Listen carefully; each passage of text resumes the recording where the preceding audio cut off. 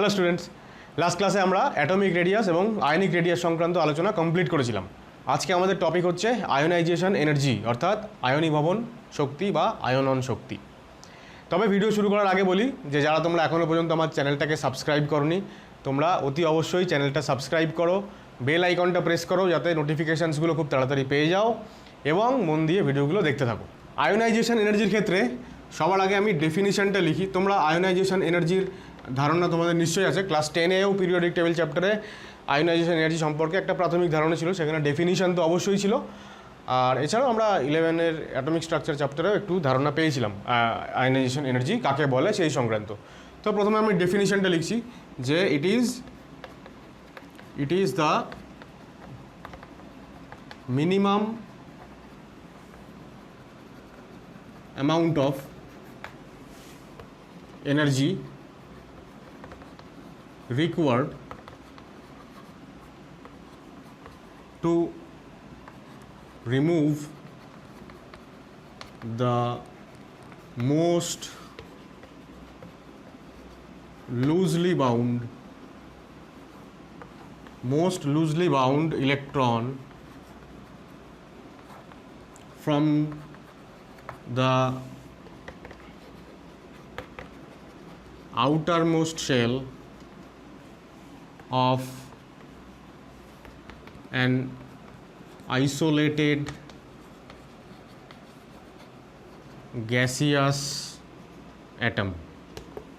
ঠিক আছে, ডেফিনিশনটা ইটসেলফ খুবই মিনিংফুল এবং খুব কেয়ারফুলি প্রত্যেকটা শব্দের মানে এখানে বুঝতে হবে, না হলে আমরা আয়োনাইজেশন এনার্জি কাকে বলে সেটাই বুঝতে পারবো না। প্রথম কথা হচ্ছে যে দেখো এখানে লেখা আছে যে it is the minimum amount of energy required. Minimum, সর্বনিম্ন যতটা এনার্জি দরকার। কী জন্য দরকার? To remove the most loosely bound electron from the outermost shell. আমি এখানে ছবি আঁকছি, নিউক্লিয়াস, এগুলো হচ্ছে শেল। সাপোজ এইটা আউটার মোস্ট শেল। তো এবার এইখানে কিছু ইলেকট্রন আছে, এখানেও কিছু ইলেকট্রন আছে। সাপোজ এখানে সেকেন্ড শেলে যদি থার্ডে যদি ইলেকট্রন থাকে তাহলে সেকেন্ডে 8খানা ইলেকট্রন থাকবে। 8টার মধ্যে আমি এই কটা দেখিয়েছি আর কি। আচ্ছা, এইবার থার্ড শেলে ধরা যাক এরকম 2-3টে ইলেকট্রন আছে, ঠিক আছে। এইবার এই লাস্টের যে শেল, আউটার মোস্ট শেল, সেই শেলের মোস্ট লুজলি বাউন্ড ইলেকট্রন, এখানকার সবথেকে যে ইলেকট্রনটা নিউক্লিয়াসের সঙ্গে সবথেকে আলগাভাবে আকর্ষিত, সবথেকে কম আকর্ষিত যে ইলেকট্রনটা। ইলেকট্রন মানে তো তাকে নিউক্লিয়াস কী করবে? আকর্ষণ করবে। এখন এই 3টে ইলেকট্রনের প্রত্যেকটাকে নিউক্লিয়াস একই রকমভাবে আকর্ষণ করবে তা কিন্তু নয়। কেন সেটা নয়? কারণ আমি তো এখানে খালি একটা শেল দেখিয়েছি। এবার এই শেলের মধ্যে কোন অরবিটালে ইলেকট্রন আছে সেটা তো আমরা জানি না। আমরা জানি যে কোনো একটা পার্টিকুলার শেলের মধ্যে এস অরবিটাল সবথেকে কাছে থাকে নিউক্লিয়াসের, তারপরে পি, তারপরে ডি এবং শেষে হচ্ছে এফ। তাহলে যদি এস অরবিটাল ইলেকট্রন থাকে তাহলে সেটা নিউক্লিয়াসের কাছাকাছি হবে পি এর তুলনায়।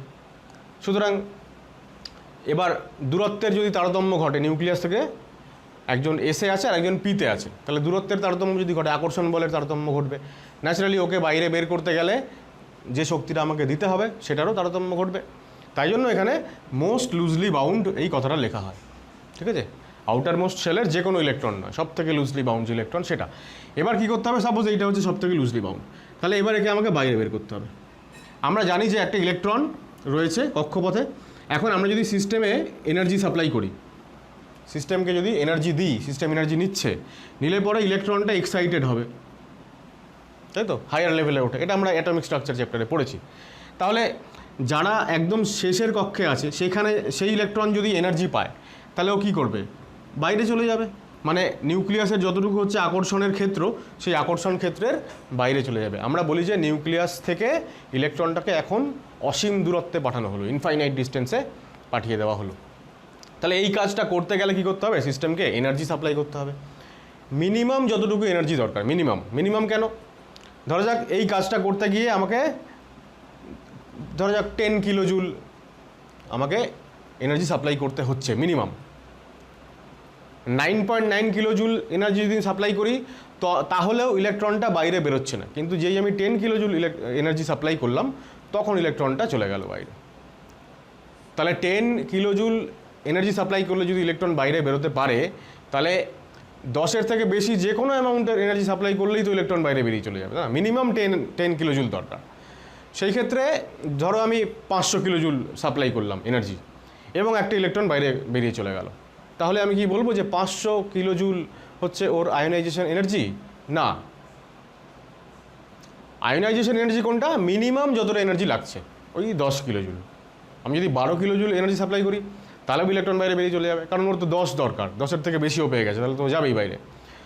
তো মিনিমাম যতটুকু ভ্যালু সেইটা হচ্ছে আয়োনাইজেশন এনার্জি। এবং সবথেকে ইম্পর্টেন্ট যে টার্ম সেটা হচ্ছে আইসোলেটেড এবং গ্যাসিয়াস অ্যাটম। গ্যাসিয়াস অ্যাটম, ঠিক আছে? অ্যাটমটাকে হতে হবে গ্যাসীয়, তরল বা কঠিন হলে হবে না। কেন হবে না সেই প্রশ্নে পরে আসছি। আর আইসোলেটেড মানে বিচ্ছিন্ন, একা একা একটা পরমাণু রয়েছে, একদম একটা আইডিয়াল কন্ডিশন, সেই রকম কন্ডিশনে একটা গ্যাসীয় পরমাণু আছে, গ্যাসিয়াস অ্যাটম আছে, সেখান থেকে আমি তার সবথেকে মোস্ট হচ্ছে loosely bound electron outer most শেলের, সেটাকে আমরা বাইরে বের করব, ঠিক আছে? এবার এটাকে যদি আমরা একটা ইকুয়েশান দিয়ে যদি ব্যাপারটাকে বোঝাতে চাই, তাহলে আমাকে এরকম লিখতে হবে। সাপোজ এলিমেন্টটা হচ্ছে এম জেনারেলি লেখা হয় কেন? এম ফর মেটাল, ধাতু। জেনারেলি ধাতুগুলোই হচ্ছে এমন এলিমেন্ট যারা আয়োনাইজেশন এনার্জি নেয় এবং ইলেকট্রন ছাড়ে, অর্থাৎ ক্যাটায়নে পরিণত হয়। ক্যাটায়নে পরিণত হওয়ার টেন্ডেন্সি কাদের থাকে? মেটালগুলোরই থাকে। ইলেকট্রোপজিটিভ, তারা পজিটিভ চার্জ তারা তৈরি করতে চায়, অর্থাৎ ক্যাটায়ন তৈরি করতে চায় ইলেকট্রন ছেড়ে। তাই জন্য ওই সিম্বল দিয়ে লেখার সময় এমটাই লেখা হয়। এলিমেন্ট হলে ই থাকে, তাই ই লেখা হয় না, তার পরিবর্তে এম লেখা হয় এই কারণেই। তাহলে ওকে আমি কি দিচ্ছি? এনার্জি। সেই এনার্জিটা কি? Ionization energy. এই পরিমাণ এনার্জি যদি আমি দিই ওকে, ও যদি নেয় এনার্জিটা, সেই ক্ষেত্রে ও কি হয়ে যাবে? এম প্লাস ক্যাটায়নে পরিণত হবে এবং একটা ইলেকট্রন ও ছেড়ে দেবে। তাহলে এটা হয়ে গেলো একটা ক্যাটায়ন, মোনো পজিটিভ ক্যাটায়ন, ঠিক আছে? কোনো কোনো সময় এই ডেফিনিশনটাকে আরেকটু লেংদি করা হয় এরকম বলে যে এই যে মোস্ট লুজলি বাউন্ড ইলেকট্রনটাকে বাইরে পাঠিয়ে তাকে একটা মোনো পজিটিভ ক্যাটায়নে পরিণত করতে যতটা মিনিমাম এনার্জি লাগবে। এখন ওইটা আমি আর এখানে লিখিনি, কারণ একটা ইলেকট্রন যদি অ্যাটম থেকে বাইরে বেরোয় তাহলে এটা ইমপ্লায়েড যে মোনো পজিটিভ ক্যাটায়নই তৈরি হবে, অর্থাৎ এমন একটা ক্যাটায়ন তৈরি হবে যার চার্জ হচ্ছে 1। কেন? কারণ আমি একটা ইলেকট্রন বের করছি তাই। তাহলে মোনো পজিটিভ ক্যাটায়ন তৈরি করার যে গল্পটা, সেটা এখানে ইমপ্লায়েড, অবশ্যই সেটা না লিখলেও চলবে। তাহলে এই হয়ে গেল তার ডেফিনিশন এবং তার ইকুয়েশন, ঠিক আছে? এবার এই ইকুয়েশনটাকে এখন মানে বর্তমানে আরেকটু মডিফাই করা হয়েছে। মডিফাই করা হয়েছে কীরকম দেখো। তার আগে একটা জিনিস বলি, এই যে এনার্জি হচ্ছে সিস্টেম নিয়েছে, তাই তো? আমরা এনার্জি সাপ্লাই করেছি সিস্টেমকে। এনার্জি রিকোয়ার্ড মানে যতটা এনার্জি দরকার পড়েছে। কার দরকার পড়েছে? অ্যাটমের। তাই ও এনার্জি নিয়েছে এবং ইলেকট্রন বাইরে বের করেছে। এবারে যে এনার্জি কোনো একটা সিস্টেম নিচ্ছে, শক্তি নিচ্ছে, যদি আমরা হিট এনার্জি বা তাপ শক্তির ফর্মে যদি এই শক্তিটা দিই সিস্টেমকে, অর্থাৎ অ্যাটমকে, তাহলে আমরা বলবো যে এটা একটা তাপগ্রাহী বা এন্ডোথার্মিক প্রসেস, ঠিক আছে? এন্ডোথার্মিক। তো সেইটা আমাদেরকে প্রথমে মেনশন করে নিতে হবে যে this is an endothermic process. Endothermic মানে তাপগ্রাহী, অর্থাৎ সিস্টেম তাপ গ্রহণ করছে, বাইরে থেকে সিস্টেম তাপ গ্রহণ করছে। আচ্ছা, এইবার আমি যেটা বলছি যে একটু মডিফাই করা হয়। এখন কি করা হয়? মডিফাই করে আমরা যেটা করি সেটা হচ্ছে আরেকটা ডেফিনিশন আমরা লিখি। আমি এখানেই ওটাকে মডিফাই করছি, তোমরা সেকেন্ড টাইম আরেকটা ডেফিনিশন লেখো। সেটাকে বলা হয় আয়োনাইজেশন এনথ্যালপি। Ionisation enthalpy. আমরা অনেকেই ভাবি যে আয়োনাইজেশন এনার্জি এবং আয়োনাইজেশন এনথ্যালপি একই জিনিস, কনসেপ্টটা একই, কিন্তু এরা একেবারে হুবহু আইডেন্টিক্যাল নয়। আইডেন্টিক্যালি যদি হতো তাহলে আর দুটো নাম আলাদা আলাদা আমরা কেন ব্যবহার করছি? আমরা এরপর থার্মোডাইনামিক্স যখন পড়বো, বা তোমরা যদি কেউ পড়ে থাকো তাহলে তোমরা জানবে যে এনথ্যালপি বলে যে ধর্মটা আছে কোনো সিস্টেমের, সেটা সবসময় 1 মোল সিস্টেমের জন্য ডিফাইন করা হয়, 1 মোল সিস্টেম অনলি। আর আমরা এখানে কি বলছি যে it is the minimum amount of energy required to remove the most loosely bound electron. মানে কটা ইলেকট্রনের কথা বলছি এখানে? আমরা একটা ইলেকট্রনের কথা বলছি। যখন আমরা একটা ইলেকট্রনের কথা না বলে 1 মোল ইলেকট্রনের কথা বলবো, 1 মোল ইলেকট্রন মানে কি একটাই অ্যাটম কি 1 মোল ইলেকট্রন লস করবে? সেটা তো সম্ভব নয়। আমি 1 মোল অ্যাটম নেব এবং প্রত্যেকটা অ্যাটম একটা একটা করে ইলেকট্রন লস করবে, অর্থাৎ প্রত্যেকটা অ্যাটমই মোনোপজিটিভ ক্যাটায়ন তৈরি করবে। এবার এই হিসেবটা আমি করব একটা অ্যাটম থেকে একটা ক্যাটায়ন তৈরি হওয়ার ক্ষেত্রে নয়, 1 মোল অ্যাটম থেকে 1 মোল আয়ন তৈরি হওয়ার ক্ষেত্রে। তখন যতটা এনার্জি দরকার লাগবে সিস্টেম নেবে আর কি, সেই পরিমাণ এনার্জিটাকে আমরা বলবো আয়োনাইজেশন এনথ্যালপি। তাহলে ডিফারেন্সটা বোঝা গেল তো। আইই বললে অর্থাৎ এটাকেও আইই বলা যায়, কিন্তু আমরা আইই মানে জেনারেলি আয়োনাইজেশন এনার্জিকেই বুঝি। তো এনার্জি বললে একটা এলিমেন্টের কথা বলা হচ্ছে, একটা অ্যাটমের কথা বলা হচ্ছে, আর এনথ্যালপি বললে 1 মোলের কথা বলা হচ্ছে। তাহলে আমরা এখানে লিখবো যে it is the minimum amount of energy required to remove এখানে এই মোস্ট লুজলি বাউন্ড, এটা অবশ্যই ইমপ্লাইড, যেটা আছেই, 1 মোল অফ, এবার ধরো এখানে most loosely bound electron from the ঠিক আছে, from the outermost shell of, একটার বদলে আমরা এখানে লিখব 1 mole of isolated gaseous atom. ঠিক আছে, সেই ক্ষেত্রে আমাদের এই ইকুয়েশনটা পাল্টে এরকম হয়ে যাবে। ইকুয়েশনটা পাল্টে কীরকম হয়ে যাবে দেখো।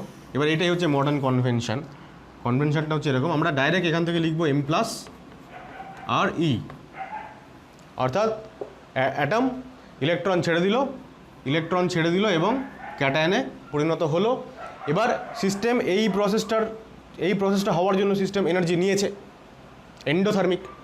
এন্ডোথার্মিককে আমরা এনথ্যালপির সাহায্যে যখন বোঝাই তখন আমরা বলি যে এনথ্যালপি চেঞ্জ হচ্ছে পজিটিভ। ঠিক আছে, আচ্ছা আমি এইখানটা একটা চেঞ্জ করব, ইট is the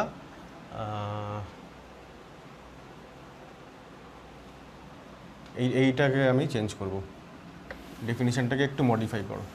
it is the minimum amount of not, it is the enthalpy change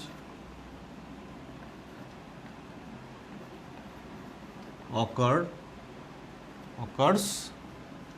ঠিক আছে, টু রিমুভ 1 মোল। ঠিক আছে, তাহলে এন্ডোথার্মিক প্রসেসের ডেফিনিশন হচ্ছে সেখানে এনথ্যালপি চেঞ্জ হবে পজিটিভ, আর এক্সোথার্মিক মানে যেটাকে আমরা বলি তাপমোচী প্রক্রিয়া, সেটার ক্ষেত্রে ডেল্টা এইচ হবে নেগেটিভ। আমরা ওইটা থার্মোডাইনামিক্স চ্যাপ্টারে ডিটেল পড়ব। ঠিক আছে, তা আমরা এরকম লিখি যে ডেল্টা এইচ গ্রেটার দেন 0 বা পজিটিভ, যে কোনো একটা, delta H equal to plus ভিই লেখা যেতে পারে পজিটিভ, অথবা ডেল্টা এইচ গ্রেটার দেন 0। ঠিক আছে, এখন গ্রেটার দেন 0 কেন, পজিটিভ এই কারণ আমরা যখন এখান থেকে একটা ইলেকট্রনকে বাইরে বের করতে চাইছি তখন আমাকে কী করতে হচ্ছে, সিস্টেমকে এনার্জি দিতে হচ্ছে। সিস্টেম এনার্জি নিচ্ছে, সিস্টেম যদি এনার্জি নেয় তাহলে সিস্টেমের নিজস্ব এনার্জি কী হবে, বেড়ে যাবে, মানে চেঞ্জটা কী হবে, পজিটিভ চেঞ্জ। বেড়ে যাওয়া মানে ইনক্রিজ করা মানে পজিটিভ চেঞ্জ, তাই জন্য ডেল্টা এইচ পজিটিভ। আর যখন কোনো তাপমোচী প্রক্রিয়া হয়, তাপমোচী মানে এক্সোথার্মিক মানে সিস্টেম হিট এনার্জি বাইরে ছেড়ে দেয়, তাহলে এনার্জি যদি সিস্টেম লস করে ডিউরিং এক্সোথার্মিক প্রসেস বা তাপমোচী প্রক্রিয়ার সময়, তাহলে সিস্টেমের নিজস্ব এনার্জি কী হবে, কমে যাবে। তার নিজস্ব এনার্জি কমে যাওয়া মানে হচ্ছে কি, নেগেটিভ চেঞ্জ, তাই না? তো সেই কমে যাওয়া বোঝানোর জন্য, নেগেটিভ চেঞ্জ বোঝানোর জন্য সেই ক্ষেত্রে আমরা ডেল্টা এইচকে নেগেটিভ বলি, আর এন্ডোথার্মিকের ক্ষেত্রে ডেল্টা এইচ হচ্ছে পজিটিভ। তাহলে দুটো টার্ম, একটা হচ্ছে আয়োনাইজেশন এনার্জি, একটা হচ্ছে আয়োনাইজেশন এনথ্যালপি, দুটো কিন্তু আলাদা। ঠিক আছে, থার্ড আর একটা টার্ম আমাদের পড়তে হয় এই সঙ্গেই, যেটা খুব বেশি আর কি আমরা ব্যবহার করি না, স্টিল জেনে রাখতে হয়, সেটা হচ্ছে আয়োনাইজেশন পোটেনশিয়াল, অর্থাৎ এটাকে আমরা বলি আইপি, আয়োনাইজেশন পোটেনশিয়াল। এটা কাকে বলে? পোটেনশিয়াল মানে বুঝতেই পারছো, আমরা ইলেকট্রনকে বাইরে বের করব, ইলেকট্রনটা চার্জ পার্টিকেল, আমরা জানি যে কোনো চার্জ পার্টিকেলকে যদি একটা ইলেকট্রিক ফিল্ডের মধ্যে রাখা হয়, ঠিক আছে, তাহলে সেই চার্জ পার্টিকেলটা নেগেটিভ প্লেট থেকে পজিটিভ প্লেটের দিকে চলে যাবে সেই ইলেকট্রিক ফিল্ডের, অর্থাৎ কিছু পরিমাণ এনার্জি গেইন করবে। ঠিক আছে, সেই এনার্জিটার পরিমাণ হচ্ছে Q into V.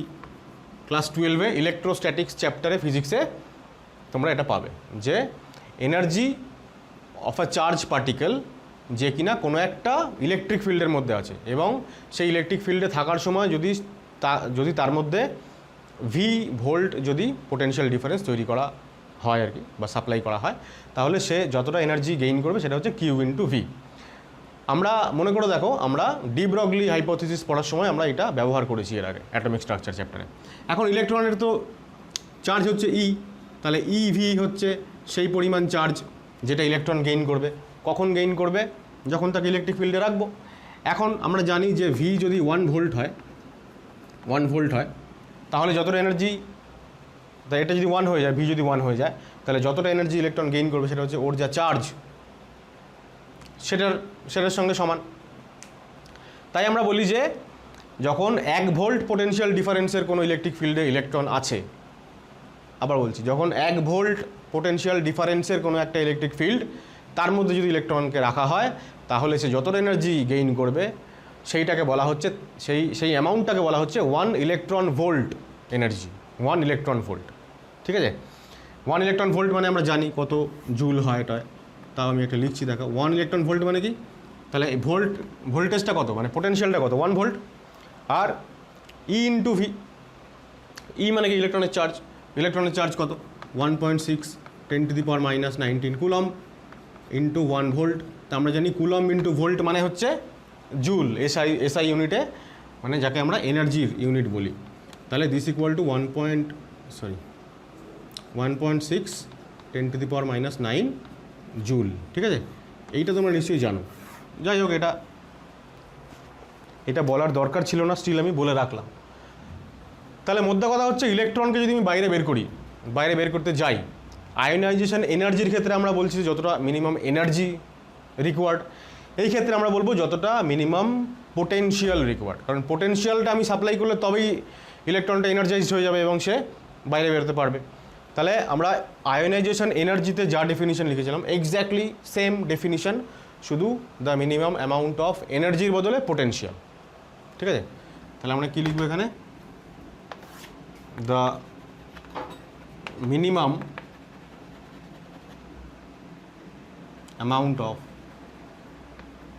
amount of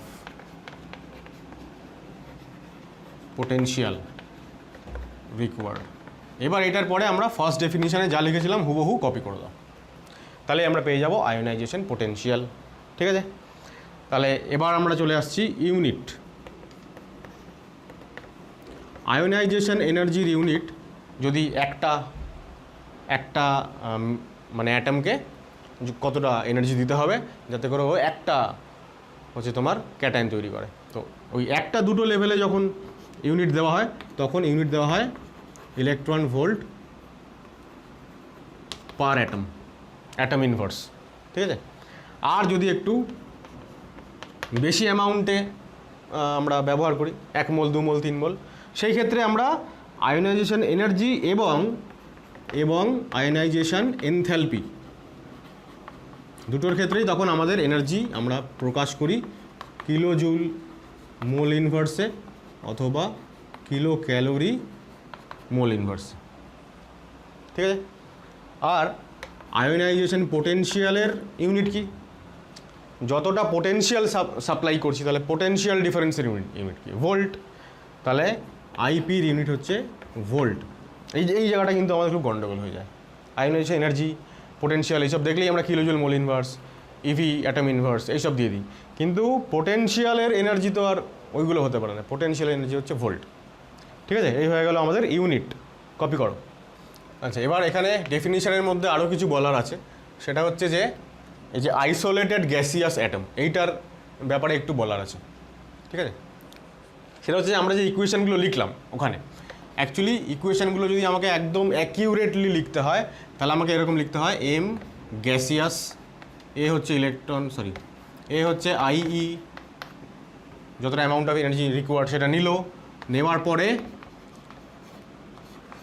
cation তৈরি করলো এবং একটা ইলেকট্রন লুজ করলো। তাহলে গ্যাসিয়াস অ্যাটম থেকে গ্যাসিয়াস ক্যাটায়ন, বা এনথ্যালপির ক্ষেত্রে ওরকম লিখতাম যে এটা, তারপরে অ্যারো দিয়ে এটা, তারপর কমা দিয়ে ডেল্টা এইচ গ্রেটার দেন 0। তো আমি এটা দিয়েই খালি এখন বোঝাচ্ছি আর কি। তো এইটা আমাদের প্রথমে লিখতে হবে যে গ্যাসিয়াস, এইটা কিন্তু একদম মাস্ট। যদি আমি এরকম লিখি যে সলিড, তাকে আমরা আইই সাপ্লাই করলাম, করার পরে ও এম গ্যাসিয়াস ক্যাটায়ন তৈরি করলো আর ইলেকট্রন একটা বাইরে চলে গেল, তাহলে তোমাকে বলবে যে একটা এরকম একটা এলিমেন্ট বা একটা অ্যাটমের এরকম নাম বলে দেবে, দিয়ে এর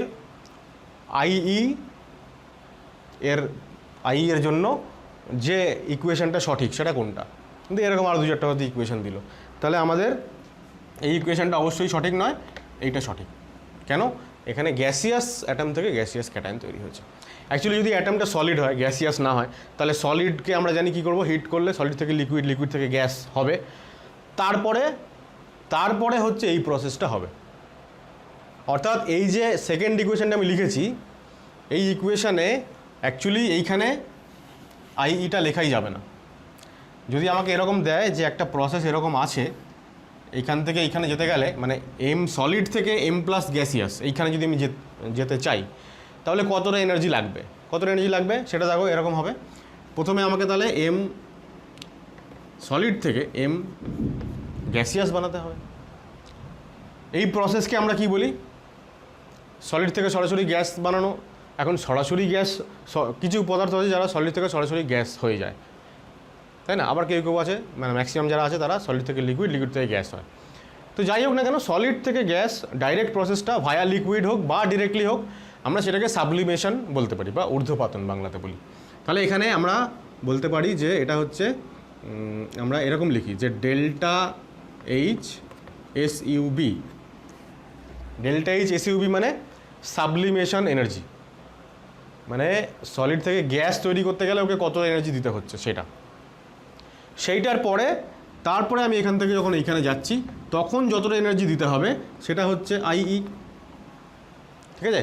তাহলে এইখান থেকে যখন আমি এইখানে যাচ্ছি টোটাল এনার্জি হচ্ছে কত, যোগ হয়ে যাবে।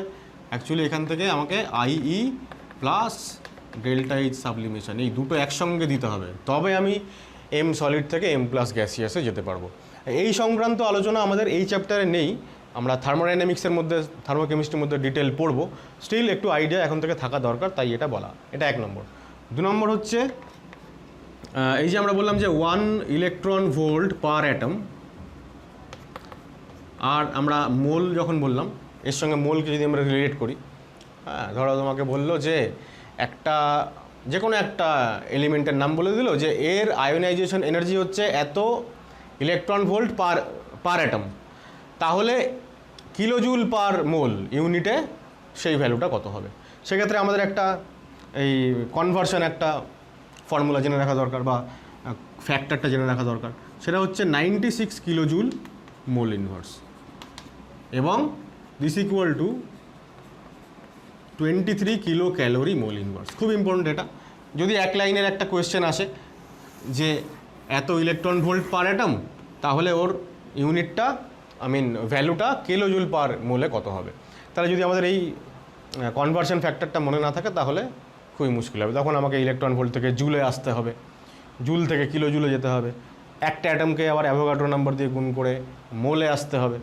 তাই আমরা অলরেডি কনভার্সনটা করে একটা অ্যাপ্রক্সিমেট ভ্যালু পেয়ে গেছি। এই 96 মানে এক্স্যাক্টলি 96 না, এটা একটা অ্যাপ্রক্সিমেট ভ্যালু।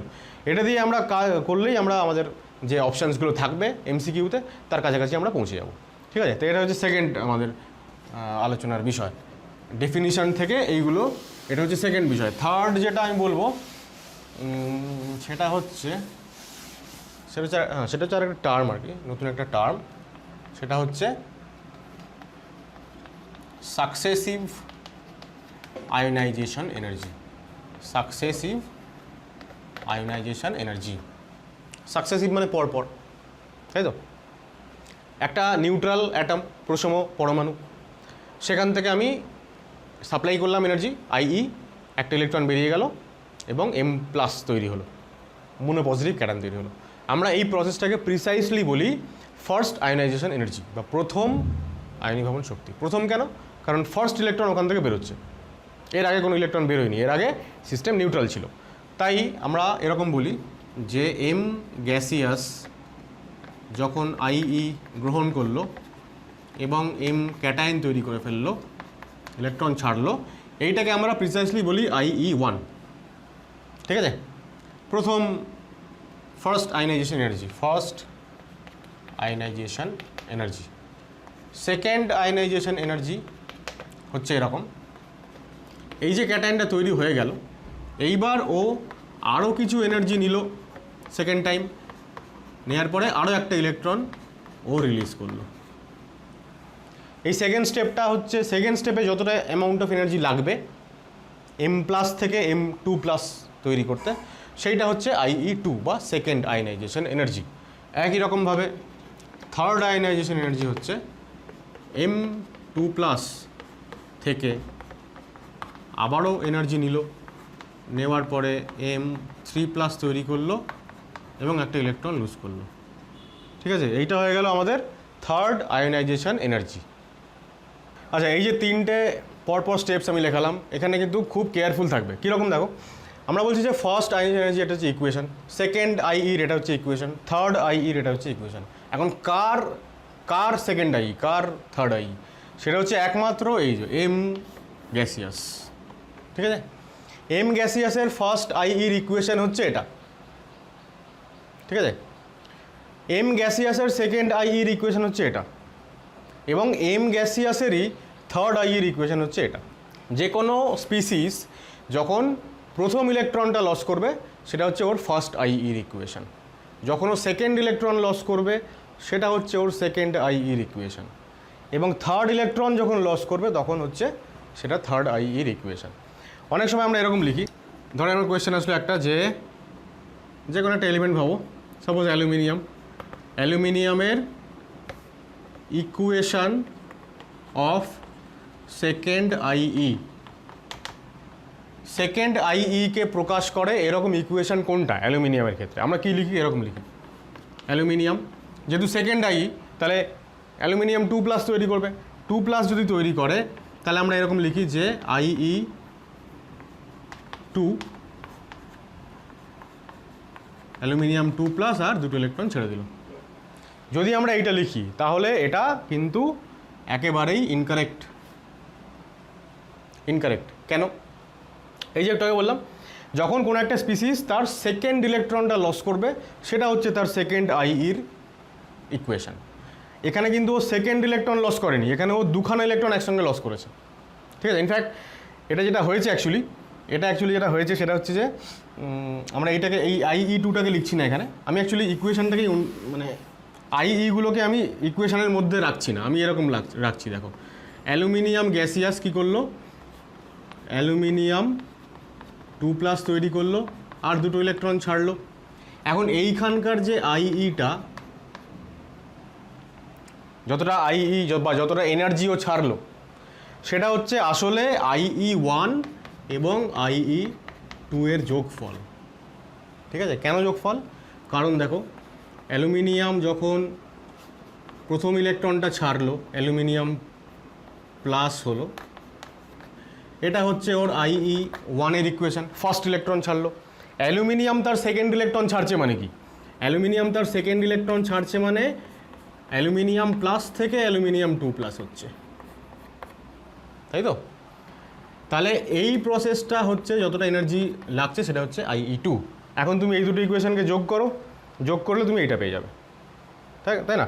দেখো, এই যে এই প্লাস কেটে গেল অপোজিট সাইডে, তাহলে AL এদিকে থাকলো আর এদিকে থাকলো L2+, আর দুখানা একটা মিলিয়ে দুটো ইলেকট্রন। তাহলে ফার্স্ট IE মানে প্রথম ইলেকট্রন লস করা, সেকেন্ড IE মানে সেকেন্ড ইলেকট্রন লস করা, সেকেন্ড IE মানে দুটো ইলেকট্রন একসঙ্গে লস করা নয়। এইখানে আমাদের খুব কনফিউশন হয়, মানে এইরকম মানে একদম বেসিক লেভেলের কোয়েশ্চেনও যদি পরীক্ষাতে আসে আমরা অনেক সময় গড়বড় করে দিই। তাহলে এইটা খুব কেয়ারফুল থাকতে হবে এখানে। আমরা এটা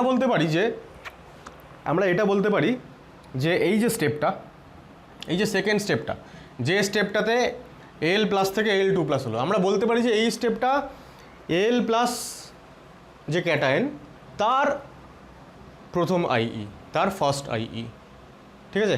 তাহলে আমরা আরেকটু প্রিসাইজ করে দিই ব্যাপারটাকে, যে এটা হচ্ছে ফার্স্ট IE অফ অ্যালুমিনিয়াম। এই যে স্টেপটা উপরের, এটাও হচ্ছে IE1 plus IE2 plus IE2 of aluminium. কার সেটাও প্রিসাইসলি আমাকে বোঝাতে হবে। সেকেন্ড স্টেপটা যেমন IE2 অফ অ্যালুমিনিয়াম, তেমনি এটা IE1 অফ অ্যালুমিনিয়াম প্লাস, কারণ অ্যালুমিনিয়াম প্লাস তার প্রথম ইলেকট্রনটাকে ছাড়ছে, ঠিক আছে। সুতরাং অ্যালুমিনিয়াম প্লাসের যেটা ফার্স্ট IE, সেটা অ্যালুমিনিয়াম যেটা নিউট্রাল অ্যাটম তার সেকেন্ড IE। বুঝতে পারলাম? এই রকমের কয়েকটা কোয়েশ্চেন আমরা করে নিই। ধরো কোয়েশ্চেন দিল এরকম তোমাকে যে রাইট দ্য ইকুয়েশন অফ, হ্যাঁ অনেকগুলো দু তিনটে দিচ্ছি একসঙ্গে। সেকেন্ড IE অফ Mg, 2 নম্বর হচ্ছে third IE of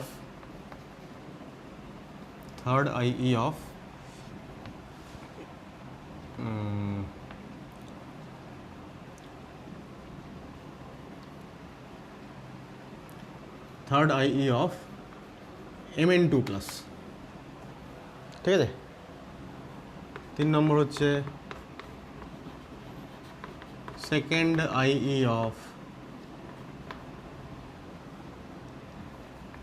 aluminium plus. এই তিনটেই করি আপাতত। তাহলে দেখো ম্যাগনেসিয়ামের সেকেন্ড IE মানে কি, ম্যাগনেসিয়াম থেকে প্রথমে তৈরি হবে Mg প্লাস, তারপরে Mg প্লাস থেকে তৈরি হবে Mg2 প্লাস। তাহলে ওই যে সেকেন্ড ইলেকট্রনটা যে লস হচ্ছে, যেখানে ম্যাগনেসিয়াম ক্যাটায়েন থেকে তৈরি হচ্ছে Mg2 প্লাস ক্যাটায়েন, গ্যাসিয়াসগুলো অবশ্যই মেনশন করতে হবে, প্লাস ইলেকট্রন। তাহলে এইটাকে আমরা বলতে পারি যে this is IE2 of magnesium, ঠিক আছে। এটাকে আমি আরও কি বলতে পারি, ম্যাগনেসিয়াম প্লাস যেহেতু একটা ইলেকট্রন ছাড়ছে, ফার্স্ট ইলেকট্রন ছাড়ছে, তাহলে এটা হচ্ছে IE1 অফ ম্যাগনেসিয়াম প্লাস, এটাও বলতে পারি, ঠিক আছে। পরেরটা দেখো third IE of Mn2 plus, মানে Mn2 প্লাসের থেকে 3টে স্টেপ যেতে হবে। Mn2 প্লাস প্রথমে একটা ইলেকট্রন ছাড়লে সেটা Mn2 প্লাসের ফার্স্ট IE। আমি যদি ব্যাপারটা ভেঙেই লিখি তাহলে দেখো Mn2 প্লাস যখন Mn3 প্লাসে কনভার্ট হলো, একটা ইলেকট্রন ছাড়লো, তাহলে এই ইকুয়েশনটা হচ্ছে Mn2 প্লাসের ফার্স্ট IE ইকুয়েশন।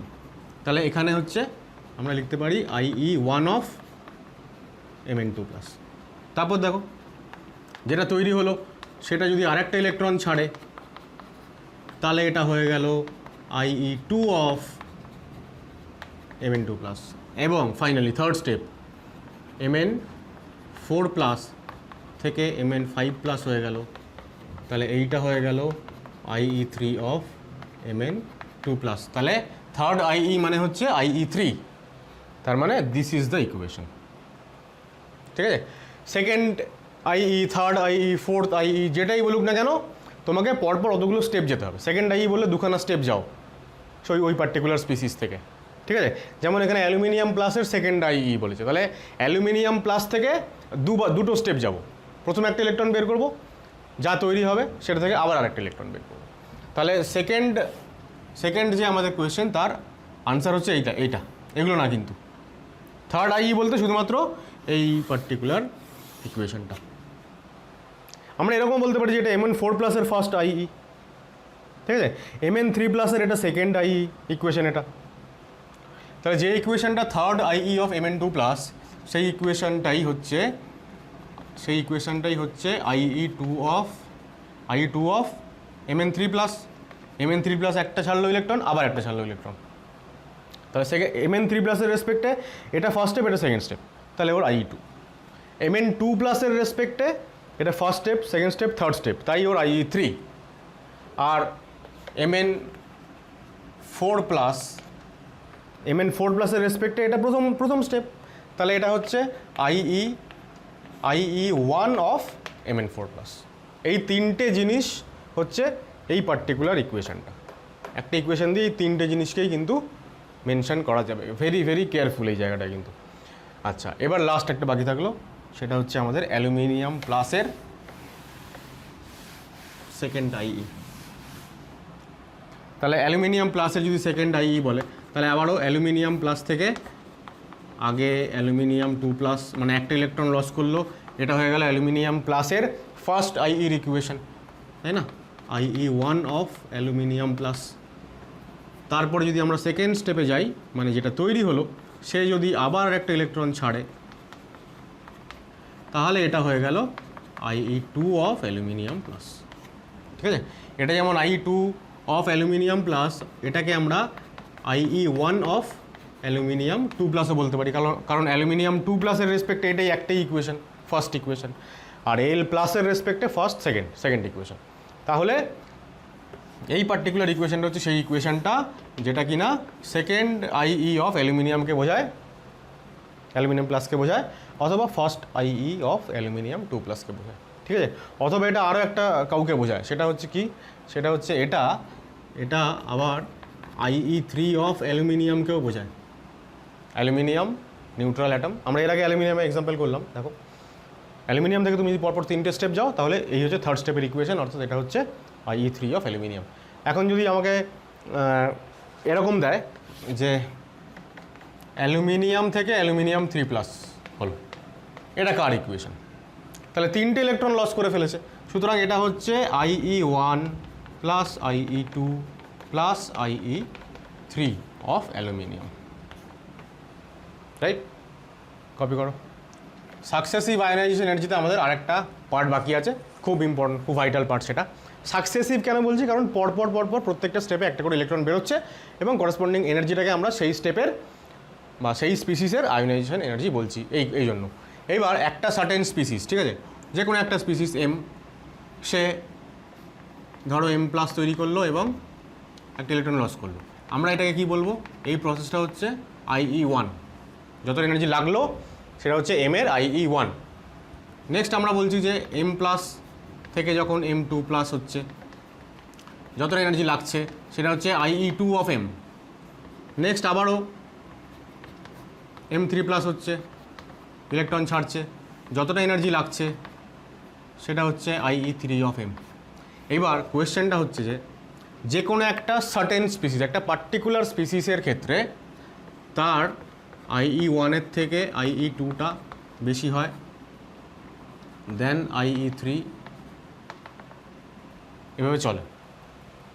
মানে M যে মেটাল বা যে এলিমেন্ট, তার প্রথম ইলেকট্রনটাকে বাইরে বের করতে যতটা এনার্জি দরকার, তার সেকেন্ড ইলেকট্রনটাকে বাইরে বের করতে M2 প্লাস বানাতে সেকেন্ড টাইম আরও বেশি এনার্জি দিতে হচ্ছে, থার্ড ইলেকট্রন বের করার জন্য আরও বেশি এনার্জি সাপ্লাই করতে হচ্ছে, এইভাবে চলে আর কি।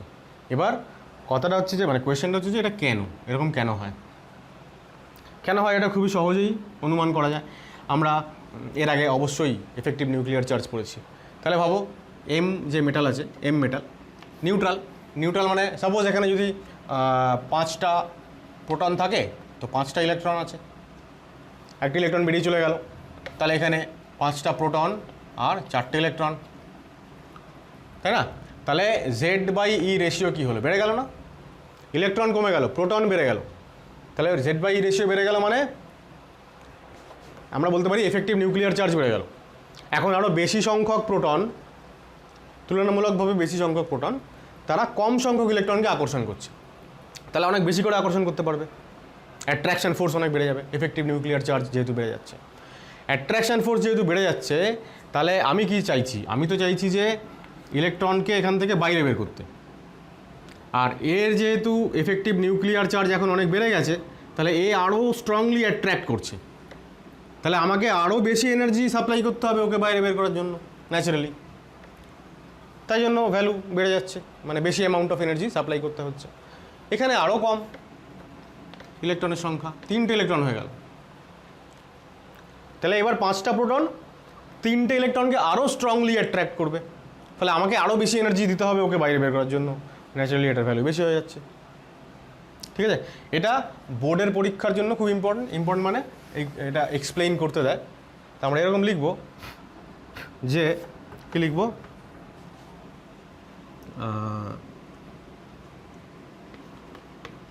এবার ইকুয়েশন লিখে দেবে আমাদের, আমরা লিখব যে in case of M plus, বা লিখি in case of second IE, Z effective of M plus is greater than that of M, ঠিক আছে, M atom.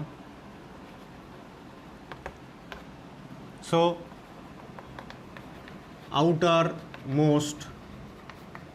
outermost electron is more strongly attracted by the nucleus in case of M plus. Hence more amount of energy is to be supplied, more amount of energy is to be supplied to remove the second electron, right? Second ইলেকট্রনটাকে বের করতে আরও বেশি পরিমাণ energy supply করতে হচ্ছে। Naturally IE2 value বেশি হয়ে যাচ্ছে, একই কারণে IE3। ঠিক আছে, কপি করো। এবার হচ্ছে factors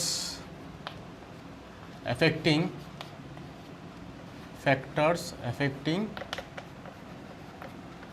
the magnitude of IE, অর্থাৎ আয়োনাইজেশন এনার্জি কোন কোন ফ্যাক্টরের উপরে ডিপেন্ড করে। যে ফ্যাক্টরগুলোর উপরে ডিপেন্ড করে, এক হচ্ছে জেড এফেক্টিভ বা effective nuclear charge. Naturally effective nuclear চার্জের উপরে যদি ডিপেন্ড করে তাহলে স্ক্রিনিং এফেক্টের উপরেও ডিপেন্ড করবে। এই দুটো পরস্পরের অপোজিট এদের হচ্ছে নেচার। সাইজ অফ অ্যাটম আর নাম্বার অফ শেল। ঠিক আছে, আমরা এই কটা ফ্যাক্টরের উপরে বেস করে যেটা করব যে পিরিয়ডিক টেবিলে জেনারেল যা ট্রেন্ড IE ভ্যালুর, মানে একটা পিরিয়ড ওয়াইজ যদি আমি বাঁ দিক থেকে ডান দিকে যাই তাহলে এলিমেন্টগুলোর IE আগেরটা থেকে কমবে না বাড়বে, সেইটা একটা ভেরিয়েশন। আর যদি গ্রুপ ওয়াইজ ওপর থেকে নিচে যাই তাহলে কীভাবে বাড়বে না কমবে, সেইটা একটা ভেরিয়েশন। এই দুটো ভেরিয়েশনকে এক্সপ্লেইন করার জন্য এই চারটে ফ্যাক্টর হচ্ছে আমার দরকার। মানে এই চারটে ফ্যাক্টরের উপরে IE কীভাবে ডিপেন্ড করে সেটা দেখতে হবে আমাকে। এছাড়া আরও দুটো ফ্যাক্টর আছে যেগুলোর উপরে IE ভ্যালু ডিপেন্ড করে, সেইগুলোতে আমি পরে আসছি। তা দেখো, এফেক্টিভ নিউক্লিয়ার চার্জ। এখন আমাদের কনসেপ্টটা কি, নিউক্লিয়াস, এটা ধরো আউটার মোস্ট শেল, এইখান থেকে ইলেকট্রনকে আমাকে বাইরে বের করতে হবে। নিউক্লিয়ার চার্জ যদি বেড়ে যায়, এফেক্টিভ নিউক্লিয়ার চার্জ, তাহলে নিউক্লিয়াস ইলেকট্রনটাকে আরও বেশি করে নিজের দিকে অ্যাট্রাক্ট করবে। সুতরাং আমাকে আরও বেশি এনার্জি সাপ্লাই করতে হবে ইলেকট্রনকে উল্টো দিকে মানে বাইরের দিকে বের করার জন্য, আমাকে আরও বেশি পরিমাণে এনার্জি সাপ্লাই করতে হবে। তাহলে এফেক্টিভ নিউক্লিয়ার চার্জ যত বাড়বে আমরা বলতে পারি যে IE ভ্যালু তত বাড়বে। সুতরাং এরা পরস্পরের সঙ্গে সমানুপাতিক, linearly proportional. Effective nuclear charge এবং স্ক্রিনিং এফেক্ট, এই দুটো পরস্পরের অপোজিট আমরা জানি। তাহলে ভেতরের যে ইলেকট্রনগুলো তারা যত বেশি করে স্ক্রিন করবে, গার্ড করবে, তত একে নিউক্লিয়াস আর বেশি করে অ্যাট্রাক্ট করতে পারবে না। যত ভেতরে স্ক্রিনিং বেশি হবে তত এর সঙ্গে নিউক্লিয়াসের অ্যাট্রাকশন কমে যাবে। ফলে এখন একে বাইরে বের করা তুলনামূলকভাবে অনেক সহজ হয়ে যাবে, মানে কম এনার্জি সাপ্লাই করেই কাজটা হয়ে যাবে। তাহলে স্ক্রিনিং এফেক্ট বাড়লে এনার্জি কম সাপ্লাই করতে হবে, সুতরাং ব্যস্তানুপাতিক। ঠিক আছে, inversely proportional. Size of atom, এবার ভাবো সাইজ অফ অ্যাটম, এইটা একটা অ্যাটম, আর একটা অ্যাটম এরকম আছে, নিউক্লিয়াস, আউটার মোস্ট শেল হচ্ছে এইখানটায়, মানে এতটা ডিস্টেন্স, আর এখানে এইটা হচ্ছে ডিস্টেন্স। তাহলে যত সাইজ বাড়ছে তত নিউক্লিয়াস থেকে আউটার মোস্ট ইলেকট্রনের ডিস্টেন্স বাড়ছে। ডিস্টেন্স বাড়ছে মানে নিউক্লিয়াসের অ্যাট্রাকশান পাওয়ার কমে যাচ্ছে। যদি এর অ্যাট্রাকশান পাওয়ার কমে যায় তাহলে আমার পক্ষে একে বাইরে বের করা সহজ হবে, মানে কম এনার্জি সাপ্লাই করেই কাজটা হয়ে যাবে। তাহলে আবারও যদি সাইজ বেড়ে যায় তাহলে এনার্জি কম সাপ্লাই করতে হবে, সাইজ বেশি এনার্জি কম, তাহলে এর সঙ্গেও হচ্ছে ব্যস্তানুপাতিক। ঠিক আছে, নাম্বার অফ শেল একই ব্যাপার। সাপোজ কারোর ক্ষেত্রে এইটা হচ্ছে এটা যদি ফার্স্ট শেল হয়, এটা হচ্ছে এটাই আউটার মোস্ট শেল, আর কারোর ক্ষেত্রে এর ক্ষেত্রে ধরো এখানে ফার্স্ট শেল আছে, এইখানে সেকেন্ড শেল আছে এবং থার্ড শেল। তো ন্যাচারালি ফার্স্ট সেলের যে ডিস্টেন্স হবে, ফার্স্ট সেল যখন আউটার মোস্ট তখন যা ডিস্টেন্স, যখন থার্ড সেলটা আউটার মোস্ট তখন ডিস্টেন্স অনেক বেশি। নাম্বার অফ শেল বাড়ছে মানে নিউক্লিয়াস থেকে আউটার মোস্টের ডিস্টেন্স বাড়ছে। ডিস্টেন্স বাড়লে কী হবে, ইলেকট্রনকে তাড়াতাড়ি বাইরে বের করা যাবে, কারণ ডিস্টেন্স বেড়ে গেলে এদের নিউক্লিয়াস ওকে আর বেশি করে অ্যাট্রাকশন করতে পারবে না। সুতরাং এবার নিউক্লিয়াসকে বের করা, ইলেকট্রনকে বাইরে বের করা অনেক সহজ হবে। তাহলে আবারও নাম্বার অফ শেলের সঙ্গেও আইইটা ব্যস্তানুপাতিক। নাম্বার অফ শেল যত বাড়ে তত আইই ভ্যালু কমে যায়। ঠিক আছে, এই চারটে ফ্যাক্টরের উপরে বেস করে আমরা জেনারেল ট্রেন্ডটা দেখব। জেনারেল ট্রেন্ডটা কি, আমি এইখানটাই লিখছি, একটা ছোট করে হেডিং করে দাও, জেনারেল ট্রেন্ড অফ আইই। ঠিক আছে, 1 নম্বর হচ্ছে ইন আ পিরিয়ড।